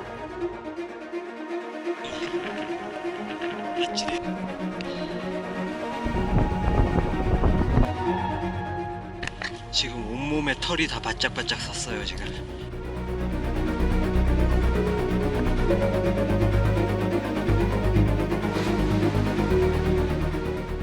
마침내 올라선 곳은 일본에서도 가장 높은 곳에 있다는 산장이었습니다. 해발 3106m.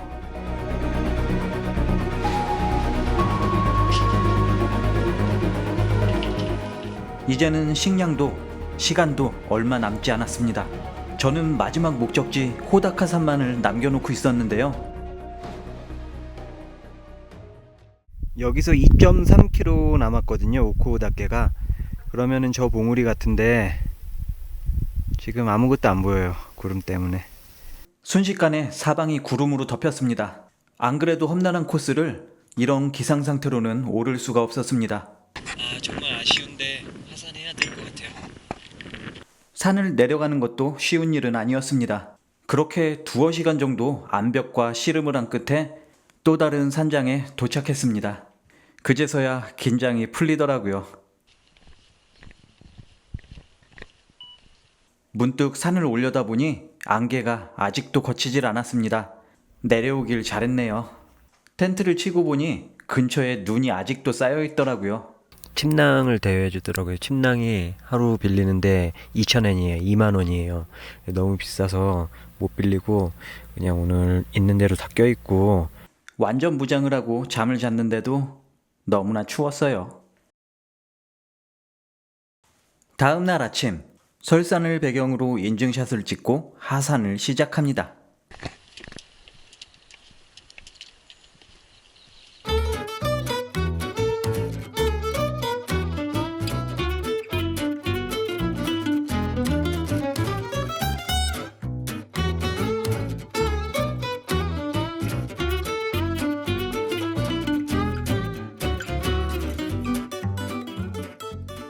산을 다 내려오니 묘진 이케라고 불리우는 근사한 연못이 나타났습니다. 마치 환타지 세상에 온 것 같은 멋진 곳이었는데요. 그렇게 트레킹을 즐기다 보니 어느새 가미코지에 되돌아왔습니다. 다행히도 안내센터에 샤워장이 있었습니다. 깔끔하게 샤워를 하고 3일 만에 자전거와 다시 만났습니다. 오래간만에 보니까 반갑네. 반가운 마음도 잠시 서둘러 준비를 마치고 라이딩을 시작합니다.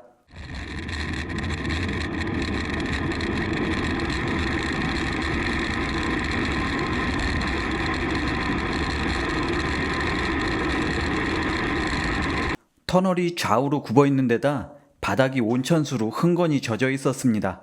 지난번 터널을 올라올 때는 몇십 분 동안 낑낑대던 곳이었는데 이렇게 내리막길을 달리다 보니 순식간에 내려가더라고요.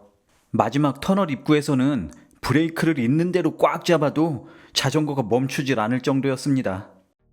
모험왕 별이 가미코지를 지나 터널을 빠져나왔지만 아직 끝난 게 아니었습니다. 생전 듣도 보도 못한 10일 연속 헤어핀을 올라야 했는데요. 이미 3일 동안의 고된 등산으로 너덜너덜해진 제 다리로는 정말 힘든 고갯길이었습니다. 물론 직선으로 뚫려진 터널이 있긴 있었지만 자전거로는 그곳에 갈 수 없었습니다. 그래서 하는 수 없이 우회도로로 갔는데요. 한 번, 두 번 헤어핀을 넘을 때마다 숫자가 보이는 거예요. 그런데 가다 보니 이놈의 숫자가 마치 나를 놀리기라도 하듯 끊임없이 이어졌습니다. 그렇게 가다 보니 또다시 원숭이들이 출몰했는데요. 이 녀석들이 사람을 봐도 지들끼리 노느라 정신이 없더라고요. 11번째 헤어핀을 넘을 때쯤 저는 초죽음이 되어버렸습니다. 군마의 산길을 넘을 때는 세상 처음 겪는 고통이었고 후지산을 오를 때는 다시는 경험해보지 못할 고난이라고 생각했었죠. 하지만 이렇게 여행을 하다 보니 깨닫게 되었습니다. 세상에는 제가 모르는 고난과 역경이 가득하다는 걸 말이죠.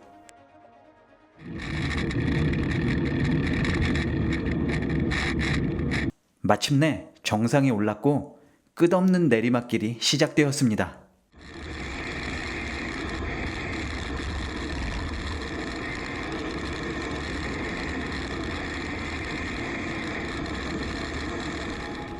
영혼을 불태우는 라이딩을 펼쳤지만 내리막길이 끝이 보이질 않았습니다. 아무리 달려도 보이는 거라곤 도로뿐이었습니다. 그렇게 얼마를 내려갔을까요? 마침내 저 아래 마을이 하나 보이기 시작했습니다. 마을에 도착할 때쯤엔 빗방울이 한 방울 두 방울 떨어지고 있었죠. 저의 체력은 이미 한계에 다다랐고 아무데나 누워서 잠만 잘 수 있다면 영혼이라도 팔 것 같았습니다. 저는 가장 먼저 눈에 띈 료칸을 찾았습니다. 그리고 바로 사장님과 딜을 시작했고 이렇게나 좋은 방을 저렴하게 구할 수 있었습니다. 사장님께서는 친절하게 이불도 깔아주시고 텔레비전에 건조기, 개인 금고까지 있는 방이었습니다. 나중에 알게 된 사실이었지만 이곳은 굉장히 유명한 온천마을이라고 합니다. 그래서 료칸마다 이렇게 노천탕이 있더라고요. 짱이죠? 오늘 여기서 하룻밤 묵게 된 거는 정말 잘한 거예요. 비도 오는데 이대로 계속 가다가는 진짜 봉변당해요. 봉변당해. 다카야마까지 50km인데 중간에 계속 그냥 꼬불랑꼬불랑 산길이에요. 지도 보니까, 구글맵 보니까. 이렇게 온천 마을이 있어서 천만 다행이네요. 이곳에 나오는 모든 물들이 온천수였습니다. 마을 주민들은 이 온천수를 여러 가지로 활용해서 생활하고 계셨죠. 지금 여관 주인 아주머니께서 알려주신 그 슈퍼마켓인가 봐요. 슈퍼마켓은 아니고 기념품 샵 같은데 일단 뭐 음료수랑 간단한 과자, 요깃거리 정도는 살 수 있을 것 같아요. 슈퍼마켓 앞에도 온천이 샘솟네요.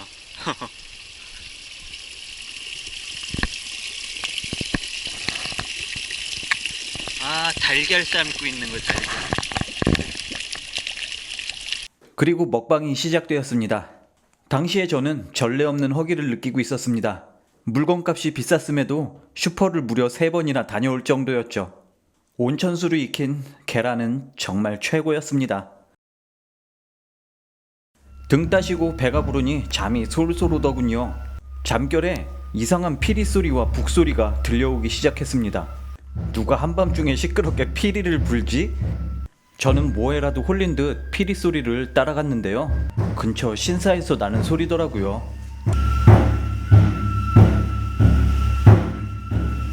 한동안 음악을 감상하던 아저씨께서 뭔가 감동을 받으셨나 봅니다. 그렇게 한참이 지난 후에야 공연이 끝나더라고요.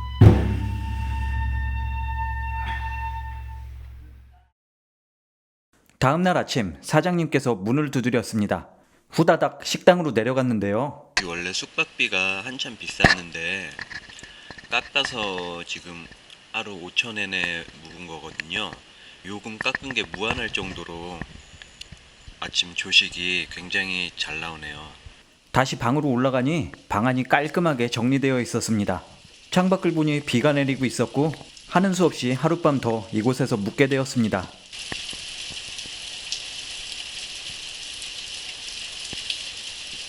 천장에는 시꺼먼 파이프가 지나가고 있었는데요. 파이프에 온천물을 흘려서 지붕에 눈이 쌓이지 않게 막아주는 장치인가 봅니다. 그리고 오후가 돼서 비가 그치자 저는 마을을 한 바퀴 둘러봤습니다.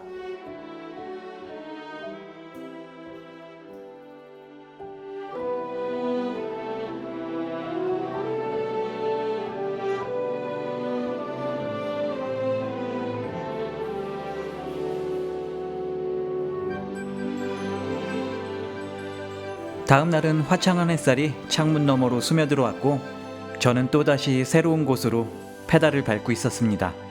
문득 뒤를 돌아보니 지난밤 묵었던 마을이 작별 인사를 하고 있었습니다.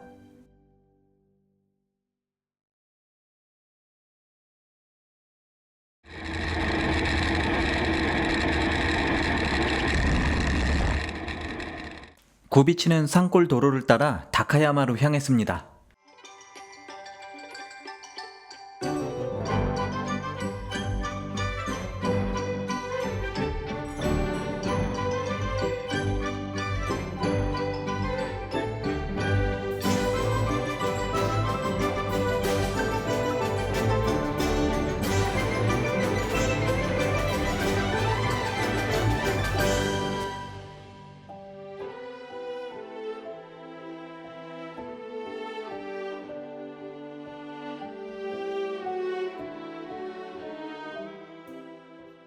다카야마를 향해 기분 좋은 라이딩이 이어졌습니다.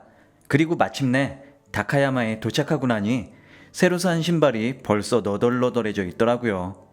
이곳 다카야마는 한국인들도 많이 찾는 유명한 관광지인데요. 일본의 전통 마을이 고스란히 보존되어 있었습니다. 아마도 깊은 산 속에 있다 보니 예전 그 모습 그대로 남게 되었나 봐요. 마치 타임머신을 타고 과거로 되돌아온 기분이었습니다. 이로써 마스모토에서 다카야마로 이어지는 험난한 코스가 모두 끝이 났습니다. 이제 나고야까지만 가면 다시 평범한 라이딩이 시작되겠죠.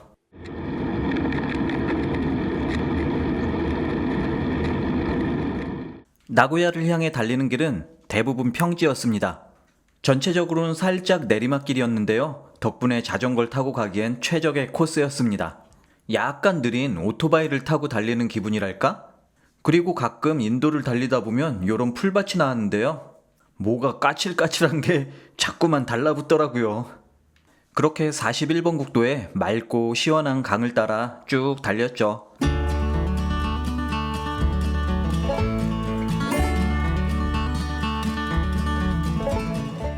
그리고 해질 무렵이 돼서 나고야 근처에 있는 이누야마라는 마을에 도착했습니다.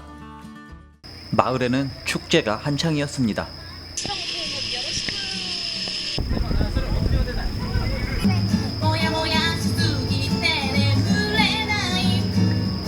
그렇게 또다시 하루해가 저물었고 다음 날이 돼서야 나고야에 도착할 수 있었습니다. 에너지 보충과 배터리 충전을 마친 후에 나고야 관광을 시작했습니다. 나고야의 볼거리를 한데 묶은 게 바로 이곳 문화의 길이었습니다. 이 길을 따라 명사들의 고택이나 아기자기한 박물관들이 끊임없이 이어집니다. 크게 재밌다거나 화려한 건 아니었지만 과거 일본인들의 생활 모습을 볼 수 있었습니다.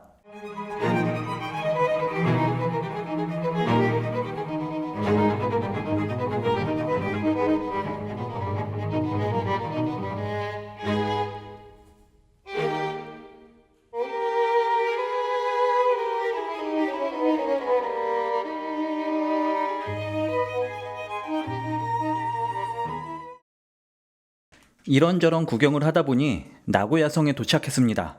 일본의 여느 성과는 달리 규모가 엄청났는데요. 여기저기 금덩이로 장식된 장식품들이 관광객들의 시선을 모았습니다.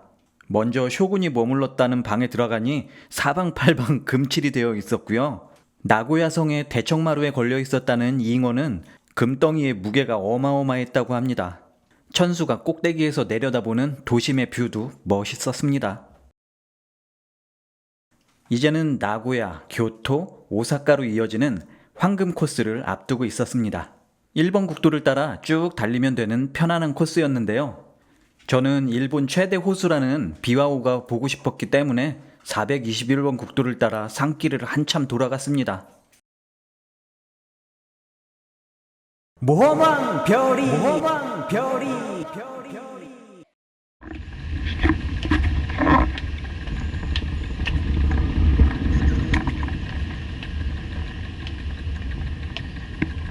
자전거를 타고 대도시 주변을 빠져나오는 건 결코 유쾌한 일이 아니었습니다. 차량도 많고 길도 복잡했기 때문이죠. 1번 국도를 따라 낚시터, 양어장 같은 게 많이 보이더라고요. 때마침 그때가 일본에서 유명한 휴일이라고 합니다. 실버 위크라고 하는데요. 상점들이 대부분 문을 닫아서 밥 먹는데 참 힘들었어요.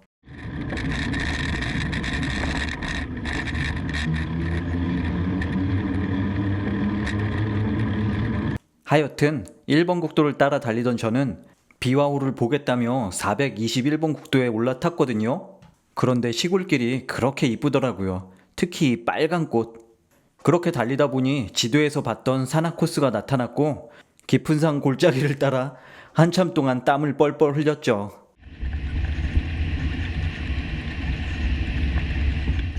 그리고는 길이가 무려 4,000m나 되는 터널이 나타났는데요.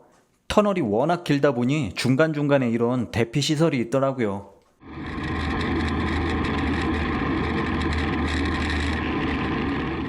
마침내 기나긴 터널을 빠져나왔을 땐 해가 저물고 있었습니다.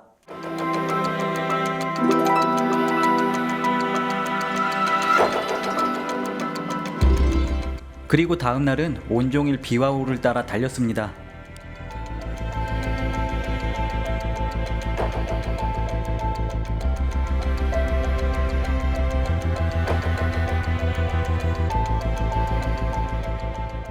그렇게 달리다 보니 비와호를 가로지르는 근사한 다리가 나타났습니다.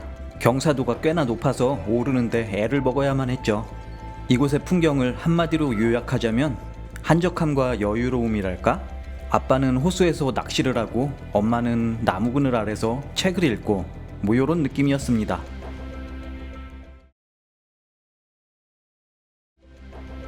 왠지 모르게 저도 그런 분위기에 휩쓸리더라고요.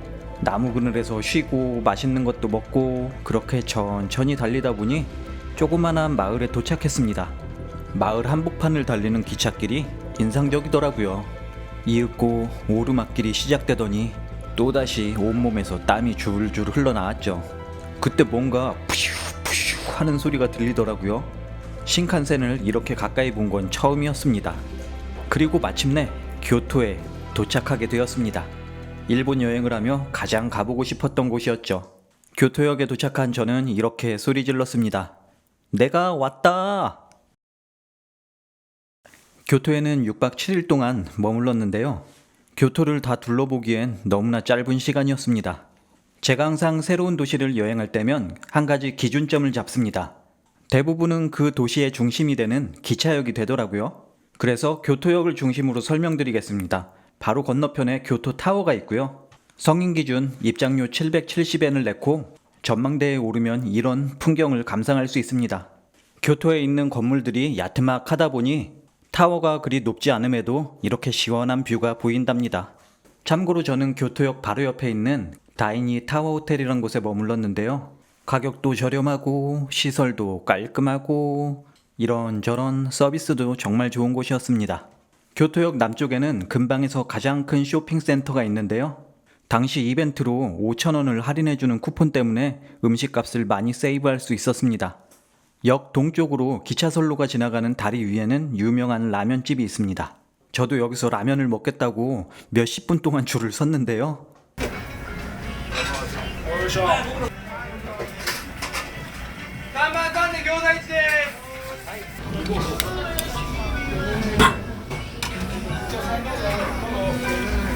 교토타워 북쪽으로는 비슷하게 생긴 두 개의 사찰이 있습니다.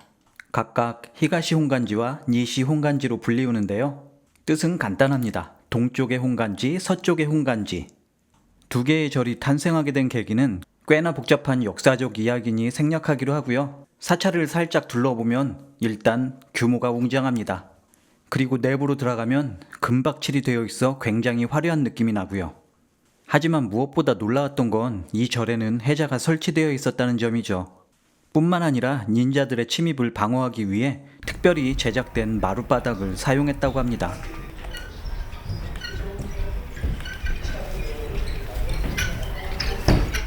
이번 여행을 하는 동안 교토에서 가장 인상 깊게 봤던 곳은 이곳 산조에서 기온시주역 사이에 있는 교토의 옛 모습이 고스란히 간직되어 있는 골목이었습니다.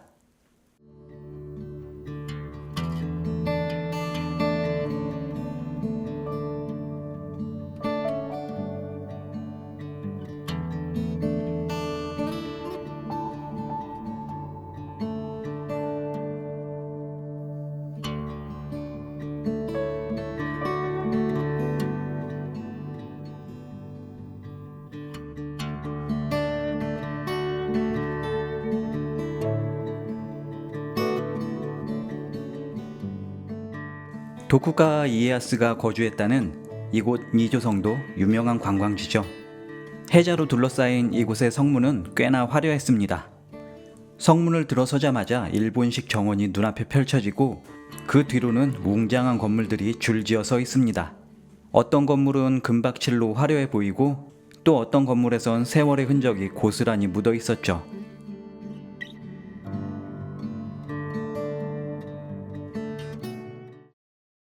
역시나 사람들이 많이 모이는 곳엔 볼거리도 넘쳐납니다.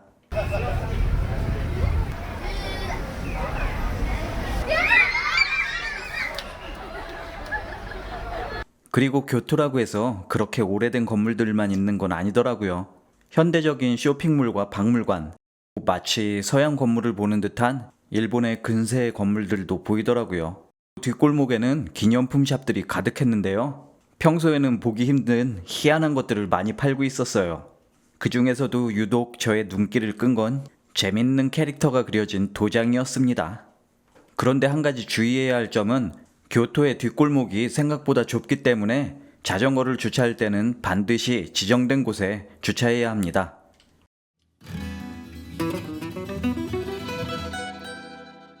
이제는 교토의 외곽을 향해 여행을 떠나볼게요.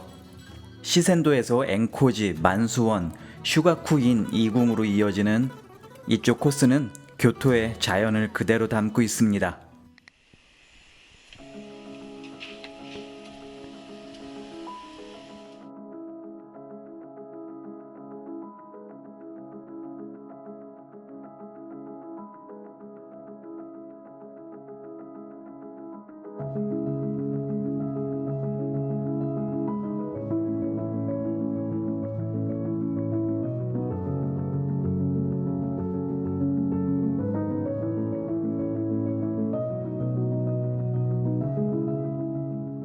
교토의 고쇼는 일본이 수도를 도쿄로 옮기기 전까지 무려 550년 동안이나 일본의 왕이 거주하던 곳이죠.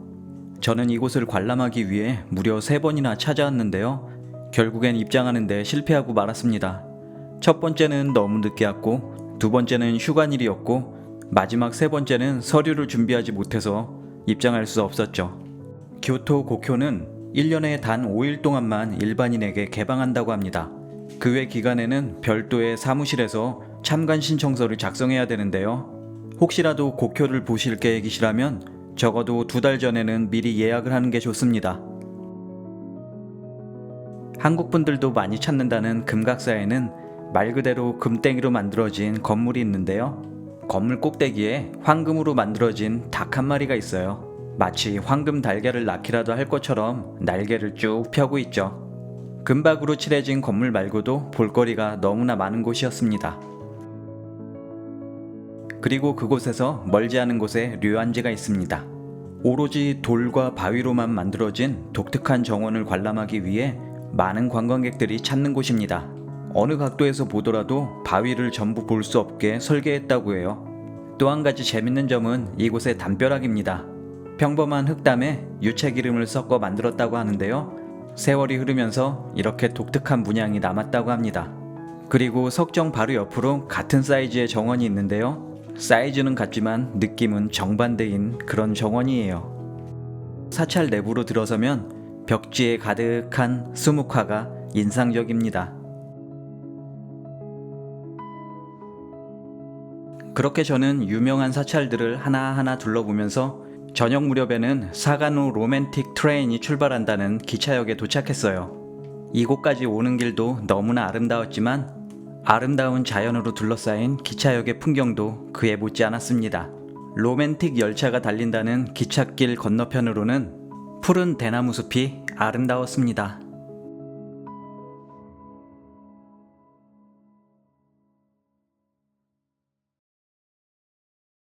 교토 다음은 오사카였습니다. 하지만 오사카에 가는 길에 나라라는 재밌는 도시에 방문했습니다. 나라에 도착하니 도로 위에 사슴 그림이 그려져 있었습니다. 대충 봐서는 교토와 별다를 거 없는 도시구나 라고 생각했는데 이곳에는 특별한 점이 한 가지 있었습니다. 바로 요 사슴들이 사람을 졸졸 쫓아다니는 것이죠.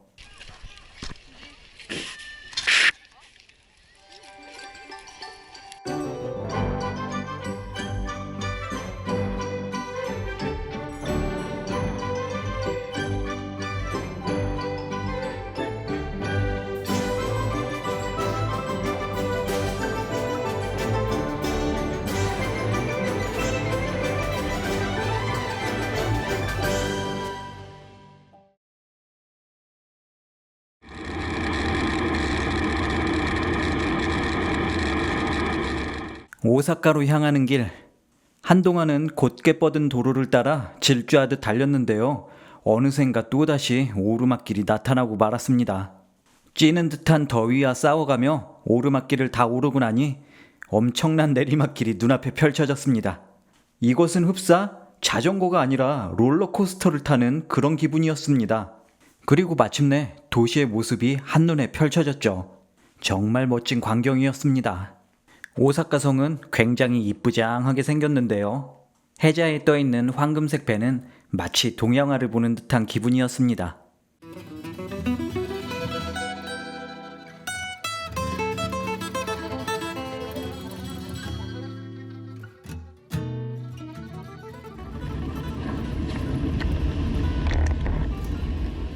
잠시 후 저는 오사카에서 가장 유명한 도톤보리에 도착했습니다.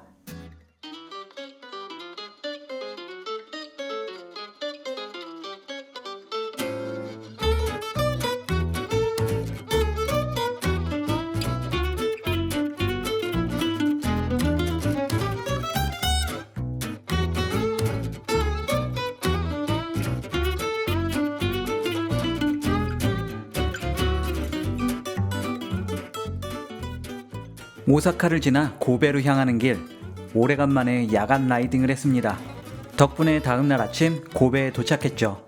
고베는 대지진을 겪고 새롭게 지어진 도시였습니다. 그래서 도심 곳곳에 추모 공원이라든지 추모탑 같은 걸 자주 볼 수 있었어요.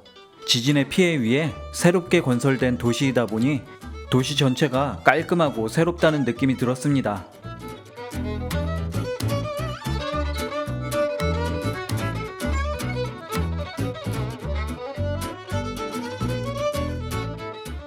한편 이곳 고베항에는 예전 대지진의 참상을 고스란히 간직해 놓은 곳이 있습니다. 한참 동안 들여다보고 있자니 왠지 무서운 느낌이 들었습니다. 하여튼 고베에 도착한 저는 아와지 섬을 지나서 시코쿠에 들어갈 계획이었죠. 시코쿠에 들어가기 위해서는 와카야마에서 배를 타고 도쿠시마로 가던가 오노미치에서 출발해서 여러 개의 섬을 자전거로 건넌 후에 이마바리에 도착하는 방법이 있었습니다. 하지만 그 당시 저는 그런 정보를 전혀 모르고 있었죠. 그냥 지도에 보이는 대로 아카시에서 아와지 섬으로 넘어가고 아와지 섬에서 나루토로 또 넘어가면 되겠지라고 안일하게 생각을 하고 있었습니다. 결론만 말하자면 둘 다 자전거 통행이 불가능한 곳이에요. 하여튼 아무것도 몰랐던 저는 용감하고 씩씩하게 아카시 대교에 도착했습니다. 다리가 참 길고 웅장하더라고요. 이 다리를 어떻게 건너야 하나 여기저기 알아보다 보니 결국에는 건너는 방법이 없다는 걸 알게 되었습니다.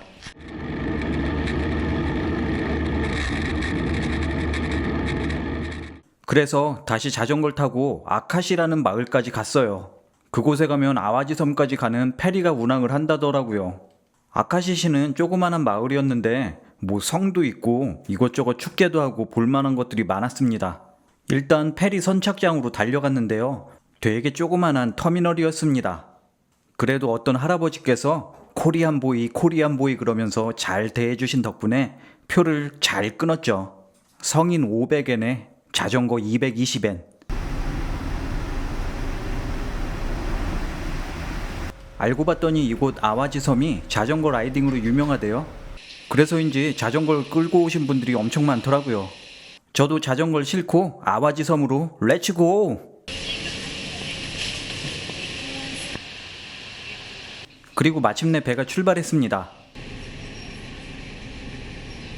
그냥 우리나라에서도 흔히 볼 수 있는 배였는데 자전거 거치대가 많다는 게 마음에 들었습니다.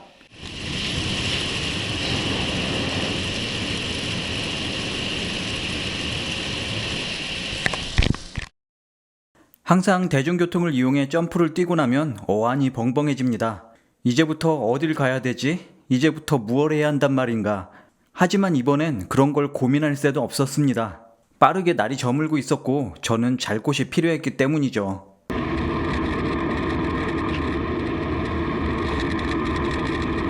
다행히 해가 저물 때쯤에는 캠핑할 장소를 찾게 되었습니다. 바로 요 나무로 만든 데크였는데요. 그날의 끔찍했던 기억이 아직까지도 생생합니다. 밤에 자다 보니 매트리스가 부풀어 오르는 거예요. 그래도 뭐 별 수 있나요? 그냥 그러려니 하고 잠을 자고 있었는데 뭔가 기분이 쎄했습니다. 어두워지자 나무 데크 사이에서 바퀴벌레 수백 마리가 기어나온 거죠. 정말 끔찍했지만 달리 방법이 없었습니다. 결국 저는 수많은 바퀴벌레들과 얇은 천 하나를 사이에 둔 채 동침을 해야만 했죠. 모험왕 별이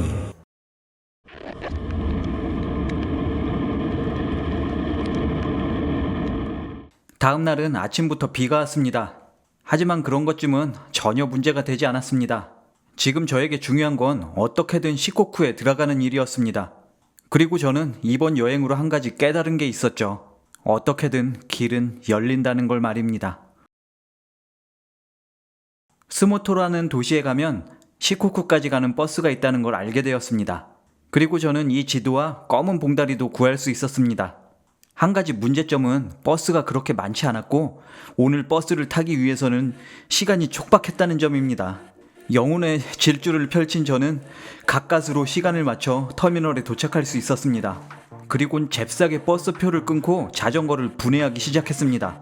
뚝딱뚝딱 뚝뚝딱 뚝뚝뚝뚝딱딱 뚝딱딱. 이것이 바로 계획 없는 여행자의 최후인 것이죠.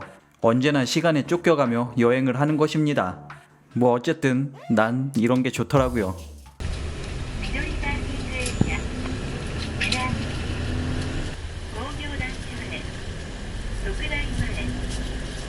마침내 버스가 나루토 대교에 올라서자 다리 아래로 하얀 포마를 일으키는 소용돌이들이 보이기 시작했습니다.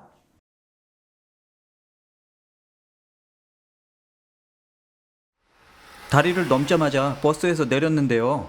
비가 억수로 쏟아지고 있었습니다. 앞만 봐도 비는 그칠 것 같지 않았고 숙소까지는 거리가 너무 멀었죠. 어떻게 해야 할까 한참 동안 고민하던 저는 폭우를 뚫고 달리기 시작했습니다. 한참 동안 달리다 보니 눈앞에 거대한 다리가 나타났습니다. 그래서 거대한 다리를 넘어버렸죠. 신이가 났습니다.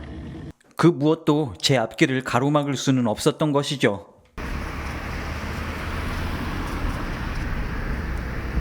서쪽 하늘이 곱게 물들 때쯤 숙소에 도착했습니다. 호텔 플라즈마인 도쿠시마라는 숙소였는데요. 자전거도 창고에 잘 보관해 주시고 오래간만에 깔끔하게 세탁도 했습니다. 그렇게 모든 일들을 다 끝내고 나자 완전히 녹초가 돼버렸습니다. 오늘 같은 날은 좀 맛있는 걸 먹고 싶었는데 지갑 사정이 넉넉지 못했죠. 그렇게 우여곡절 끝에 시코쿠 섬에 도착했습니다. 제가 이렇게 후딱후딱 진도를 넘어가서 그렇지 여기까지 오는데 얼마나 힘들었는지 모를 거예요. 하여튼 그렇게 고생해서 도착한 시코쿠는 굉장히 매력적인 섬이었습니다. 일본에서도 인구 밀도가 가장 낮은 곳인데요.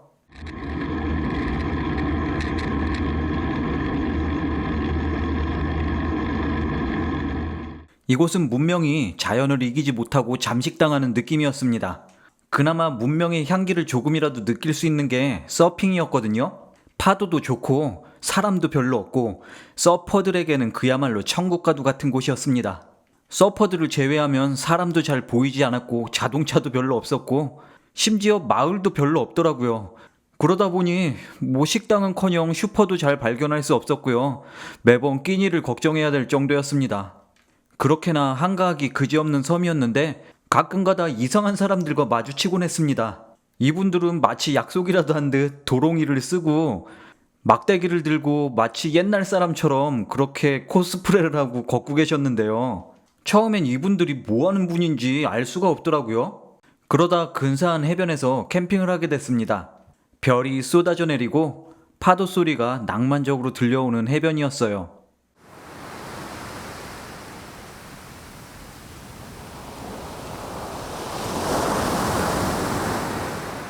어쩌다 보니 처음 보는 할아버지랑 함께 캠핑을 하게 됐는데요. 할아버지께서 식량도 나눠주시고 굉장히 친절하게 대해주셨어요.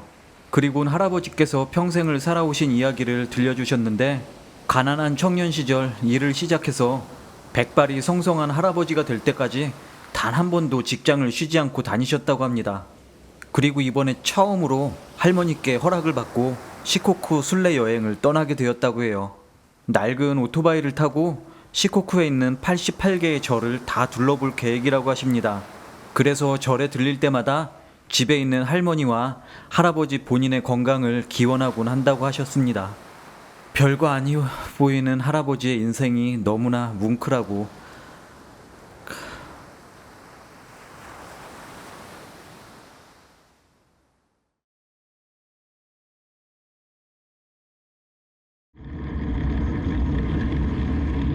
열심히 달린 저는 마침내 시코쿠의 뾰족한 끄트머리까지 도착하게 되었습니다. 지도에서 이런 곳을 볼 때마다 실제로는 어떻게 생겼는지 항상 궁금했거든요. 실제로 가보니 칼찬 아저씨 동상이 보였습니다. 그리고 반대편 해변으로 근사한 산책로가 보였습니다. 마치 우리나라 제주도 해변이랑 비슷한 느낌이었는데요. 이렇듯 독특한 지형 때문인지 이곳을 무로토 해안지질공원이라고 부르고 잘 관리를 하고 있더라고요. 바로 옆에는 눈에 띄는 사찰이 있었는데요. 그곳에는 굉장히 유명한 스님의 석상이 있었습니다. 이런저런 구경들을 하다 보니 근처에 있는 리조트에 도착하게 됐고요. 거기서 잠시 쉬고 있었는데 어떤 모녀께서 자전거가 고장이 나서 고생을 하고 계시더라고요. 그래서 제가 뚝딱뚝딱뚝딱 뚝뚝딱딱뚝딱 신공을 펼쳐서 고쳤죠. 그랬더니 선물이라고 요 해양 심층수라는 물을, 귀한 물을 주셨는데 이 물이 어찌나 맛이 없던지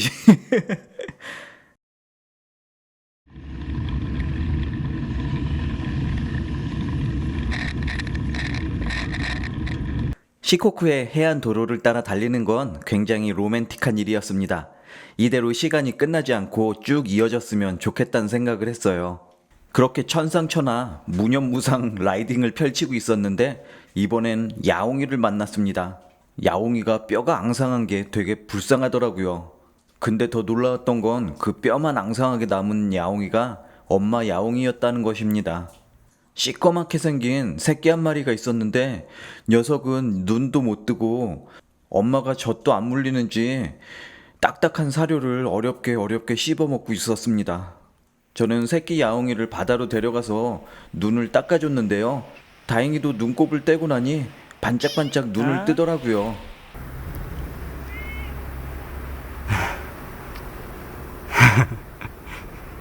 아마 처음으로 지 눈으로 아마 세상을 보는 걸 거예요. 눈을 못 떴어요. 눈곱이랑 막 염증 막 눈 그런 게 막 달라붙어서 짜겠지 당연히 물을 마셔. 그렇게 꿈만 같았던 라이딩이 이어졌고 저는 마침내 고치시에 도착하게 되었습니다. 마침 가는 날이 장날이라 시장 구경을 제대로 할 수 있었는데요. 시장 너머에 있는 언덕을 올려다보니 고치성이 우뚝 솟아 있었습니다. 어머 이건 꼭 가야 해 하고 졸졸졸 고치성으로 갔는데요. 이곳 성주의 사모님께서 아주 훌륭하게 내조를 하셔서 성주님이 탄생하게 되셨다고 뭐 그런 전설이 있더라고요. 그래서인지 보통 일본의 성과는 약간 다른 모습들을 볼 수 있었습니다. 하여튼 이곳에 도착하고 나니 더 이상 바다는 달리기 싫더라고요. 그래서 내륙을 가로질러서 사이조시로 향했는데요.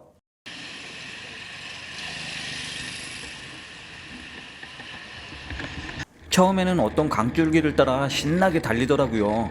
이때까지만 해도 신이가 났었죠. 곧게 뻗은 도로에 아름다운 풍경들.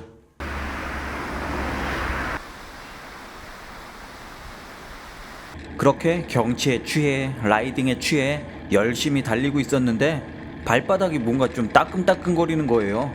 젠장, 도쿄에서 10,000원 주고 산 운동화가 벌써 빵꾸가 나버렸습니다. 이번 여행을 하며 벌써 3켤레째네요.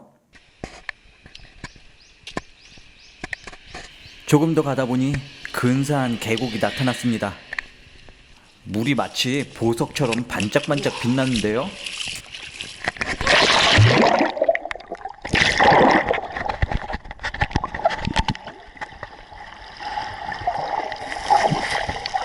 그렇게 신나게 물장구를 한번 치고 나니 세상 만사가 다 귀찮아지더라고요. 이런들 어떠하리 저런들 어떠하리 이런 느낌?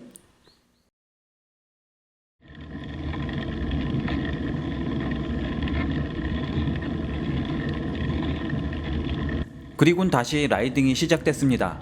사실 이때만 해도 제가 약간 자만심 같은 게 있었거든요. 그도 그럴 것이 일본 군마의 험난한 산길과 후지산, 부갈푸스 뭐 이런 곳들을 다 넘다 보니 이제 웬만한 산악 코스는 동네 뒷산만도 못한 그런 상황이었던 것이죠. 그렇게 거만하게 라이딩을 하고 있었는데 아니나 다를까 이 세상이라는 게 약간만 거들먹거려도 큰 코를 다치게 돼 있는 것이더라고요. 시원하게 달리던 도로가 어느샌가 산악 코스로 변하기 시작하더니 5,000m짜리 터널을 필두로 계속해서 터널들이 나왔다 사라졌다 나왔다 사라졌다. 그리고 어느새 또 해는 저물고 있었고 저는 계속해서 호랑이 담배 피는 골짜기를 헤매고 있었죠. 그렇게 아무리 달려도 슈퍼마켓은커녕 편의점 하나 보이지 않는 그런 산속을 계속 헤매고 있었습니다.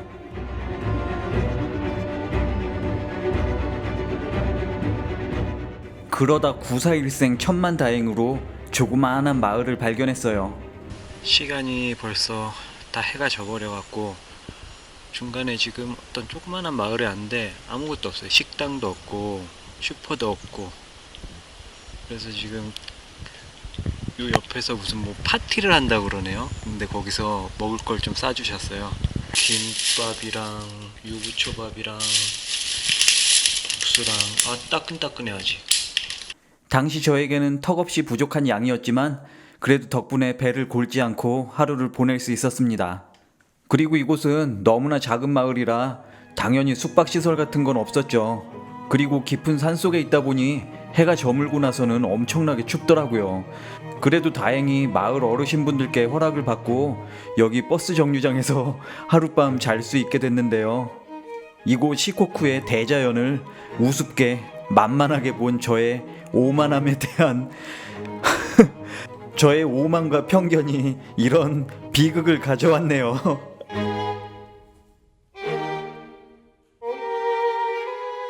어쨌든 고마운 분들을 만나서 하룻밤 편히 쉴 수 있었는데요. 한밤중에 화장실을 가려고 잠깐 나왔더니 당장이라도 호랑이가 튀어나와도 이상하지 않을 법한 그런 깊은 산속이더라고요. 여기 산 한가운데라 그런지 너무 춥네요. 텐트에서 잤으면 아마 얼어 죽었을 거예요.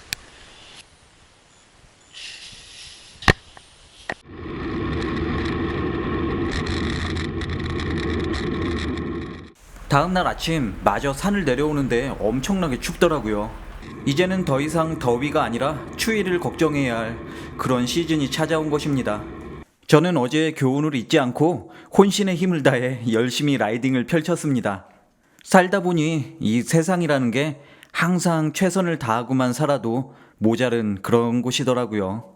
그렇게 열심히 페달을 밟다 보니 어느새 이마바리에 도착했고 이제는 시코쿠도 빠이빠이였습니다. 이곳 이마바리는 멋진 해안가 도시였습니다. 도시 한가운데 되게 멋지게 생긴 성이 있었는데 수수하면서도 웅장한 매력을 갖고 있는 곳이었어요. 그런데 사실 이마바리라는 마을은 자전거 도로로 유명합니다. 이곳 이마바리부터 일본 본토 오노미치까지 자전거 도로가 놓여져 있거든요. 대략 70km 정도 되는 코스인데 이 구간이 일본에서도 굉장히 유명한 자전거 코스입니다.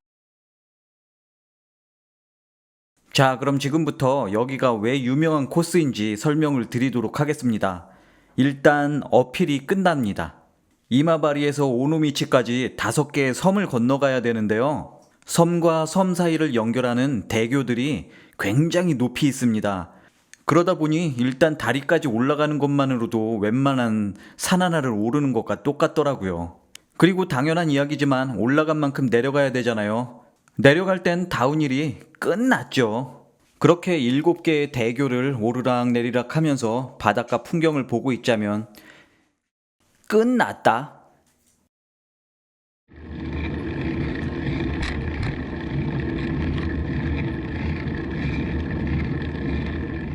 느낌상인진 모르겠지만 첫 번째 대교를 오를 때가 제일 힘들었어요. 이건 뭐 달팽이관 같은 꼬불꼬불한 길을 한도 끝도 없이 오르더라고요. 마침내 다리에 올라섰을 땐 인간 승리였습니다. 그리고 아래 풍경들을 내려다보니 이야, 온몸에 소름이 돋는 게 눈앞이 아찔해지더라고요. 이제 오노미치까지는 67km 남았는데요. 어서 서둘러야만 했습니다. 그리고 원래 이 다리는 통행료를 지불해야만 하는데 제가 갔을 때는 운 좋게도 무료였습니다. 모험왕 별이. 하여튼 첫 번째 다리를 무사히 건너고 첫 번째 섬으로 내려가는 다운힐이 눈앞에 펼쳐졌습니다. 우와, 이 맛에 자전거를 타는구나 싶은 그런 멋진 코스였습니다. 첫 번째 섬에 도착한 저는 일단 먹었습니다. 에너지 공급이 시급한 상황이었거든요. 그리고 계속해서 어필과 다운힐의 반복이었습니다. 그렇게 몇 개의 다리를 건너고 나니 저는 완전 초죽음이 되어버렸죠. 멋진 풍경들도 더 이상은 눈에 들어오지 않더라고요.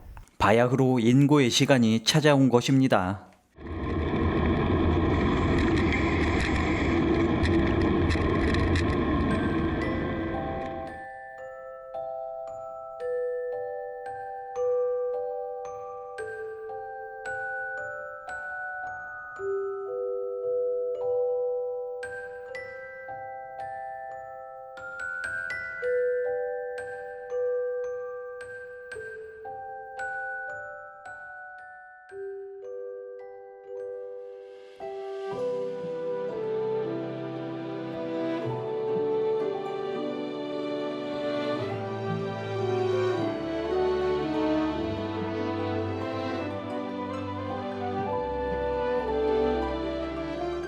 그렇게 네 번째 섬에 도착한 저는 배를 타고 섬을 빠져나왔습니다. 왜냐고요? 오르락 내리락 많이 힘들었기 때문이죠. 이제는 아침 저녁 사이로 날씨도 많이 추워졌고 집으로 좀 돌아갔으면 좋겠다라는 생각이 들기 시작했습니다.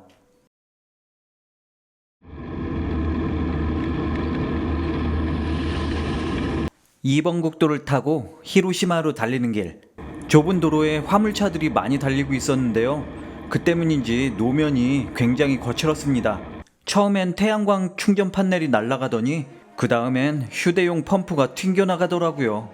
자전거에서 올라오는 진동이 너무나 심해서 손목이 시큰거릴 정도였습니다. 발이 너무나 아파서 테이프를 붙여야 할 정도였습니다. 그렇게 힘겹게 히로시마에 거의 도착할 무렵이었는데요. 갑자기 펑 소리가 나면서 저의 짐바지가 통째로 날아가 버렸습니다. 대굴대굴 굴러가던 그 모습이 아직도 기억이 나네요.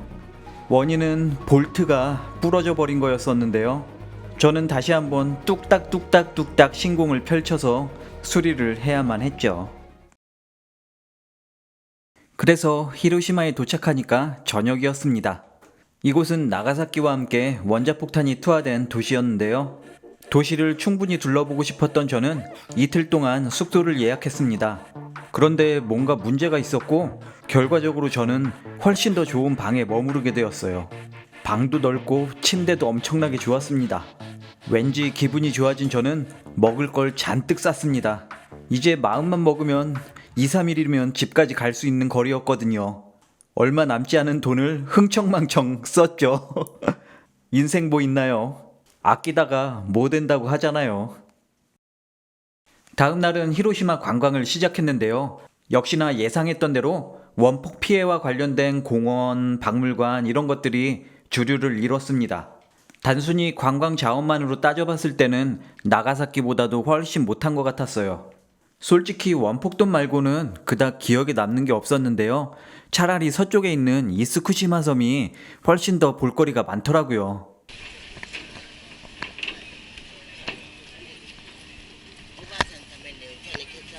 히로시마 서쪽의 조그만한 선착장에 사람들이 엄청 몰려 있었습니다. 배를 타고 10분 남짓 달리다 보면 한 섬에 도착하는데요. 그곳에는 사슴이 엄청나게 많아요. 더 놀라운 점은 이 사슴들이 사람을 엄청 잘 따른다는 것인데요. 녀석들이 마치 나를 에스코트하듯 졸졸졸 쫓아다니더라고요. 하지만 이 섬의 진정한 볼거리는 이 거대한 도리입니다. 일단은 규모가 엄청난데요. 조금 더 가까이 다가가면 돌이 밑둥에 뭔가 다닥다닥 붙어 있거든요. 이것들의 정체는 바로 따개비입니다.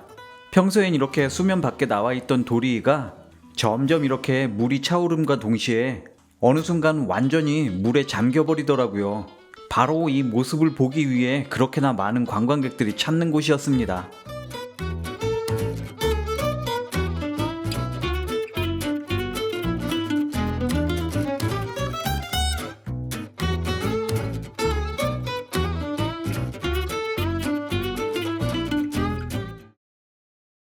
그날 저녁은 해가 저물 때까지 열심히 달렸습니다. 저녁 무렵에는 야마구치란 곳에 도착했고 그곳에서 배를 타고 규슈로 향했습니다. 저의 기나긴 모험도 이제 막바지에 다다르고 있었죠.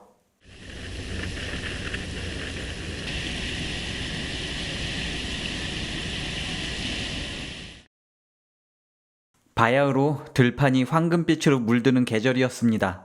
더 이상은 캠핑을 하기도 힘들 정도로 날이 많이 추워졌는데요. 오늘은 아침부터 횡재를 했습니다. 어떤 일본 분께서 화이팅을 외치며 음료수를 한 보따리 선물해 주신 것이죠. 그렇게 힘을 내서 달려간 곳은 베프라는 곳이었습니다. 네, 그렇습니다. 한국인들도 많이 찾는 그 휴양도시 말이죠. 일단 그 유명하다는 전망대부터 올라가 봤는데요. 아니나 다를까 전망이 참 좋더라고요. 저기 산기슭에는 김이 모락모락 나고 있었는데 그것들이 다 온천이라고 합니다. 신기하게 생긴 베프 타워도 있었고 신칸센이 다닌다는 베프역도 신기했는데요. 가장 기억에 남는 건 근처에 있는 원숭이산이었습니다.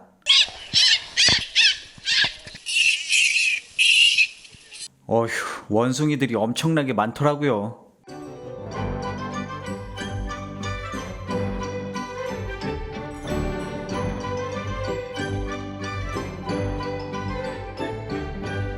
이제는 여행의 마지막이 될 아소산을 향해 달려갔습니다.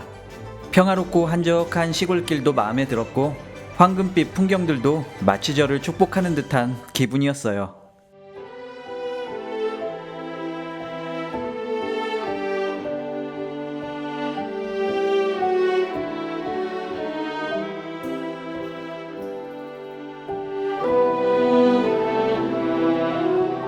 아소산으로 향하는 길 조그만한 전방에서 마지막 식량을 샀습니다.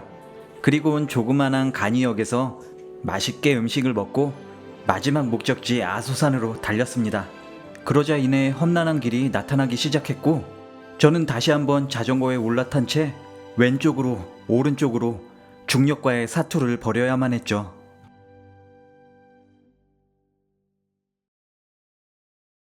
어느덧 눈앞에는 아소시의 풍경이 펼쳐졌습니다. 독특한 분지 지형이 굉장히 인상적이었습니다.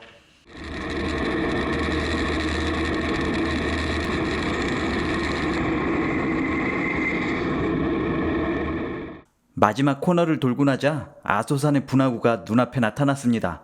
여기까지 왔는데 분화구는 봐야겠죠? 그래서 이번에는 버스를 탔습니다. 웬일인지 손님이 별로 없더라고요. 여기 길이 좁고 갓길이 거의 없어서 자전거 타고 왔으면 굉장히 민폐하겠네요. 여기는. 다시 한번 아소산의 분지 지형이 눈앞에 펼쳐졌습니다. 제주도에서나 보던 기생화산들도 보이더라고요.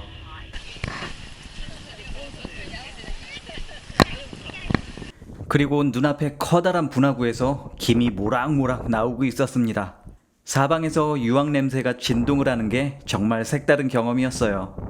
이렇게 아소산의 분화구에 오르고 나니 이제 다 끝났구나 라는 생각이 들었습니다.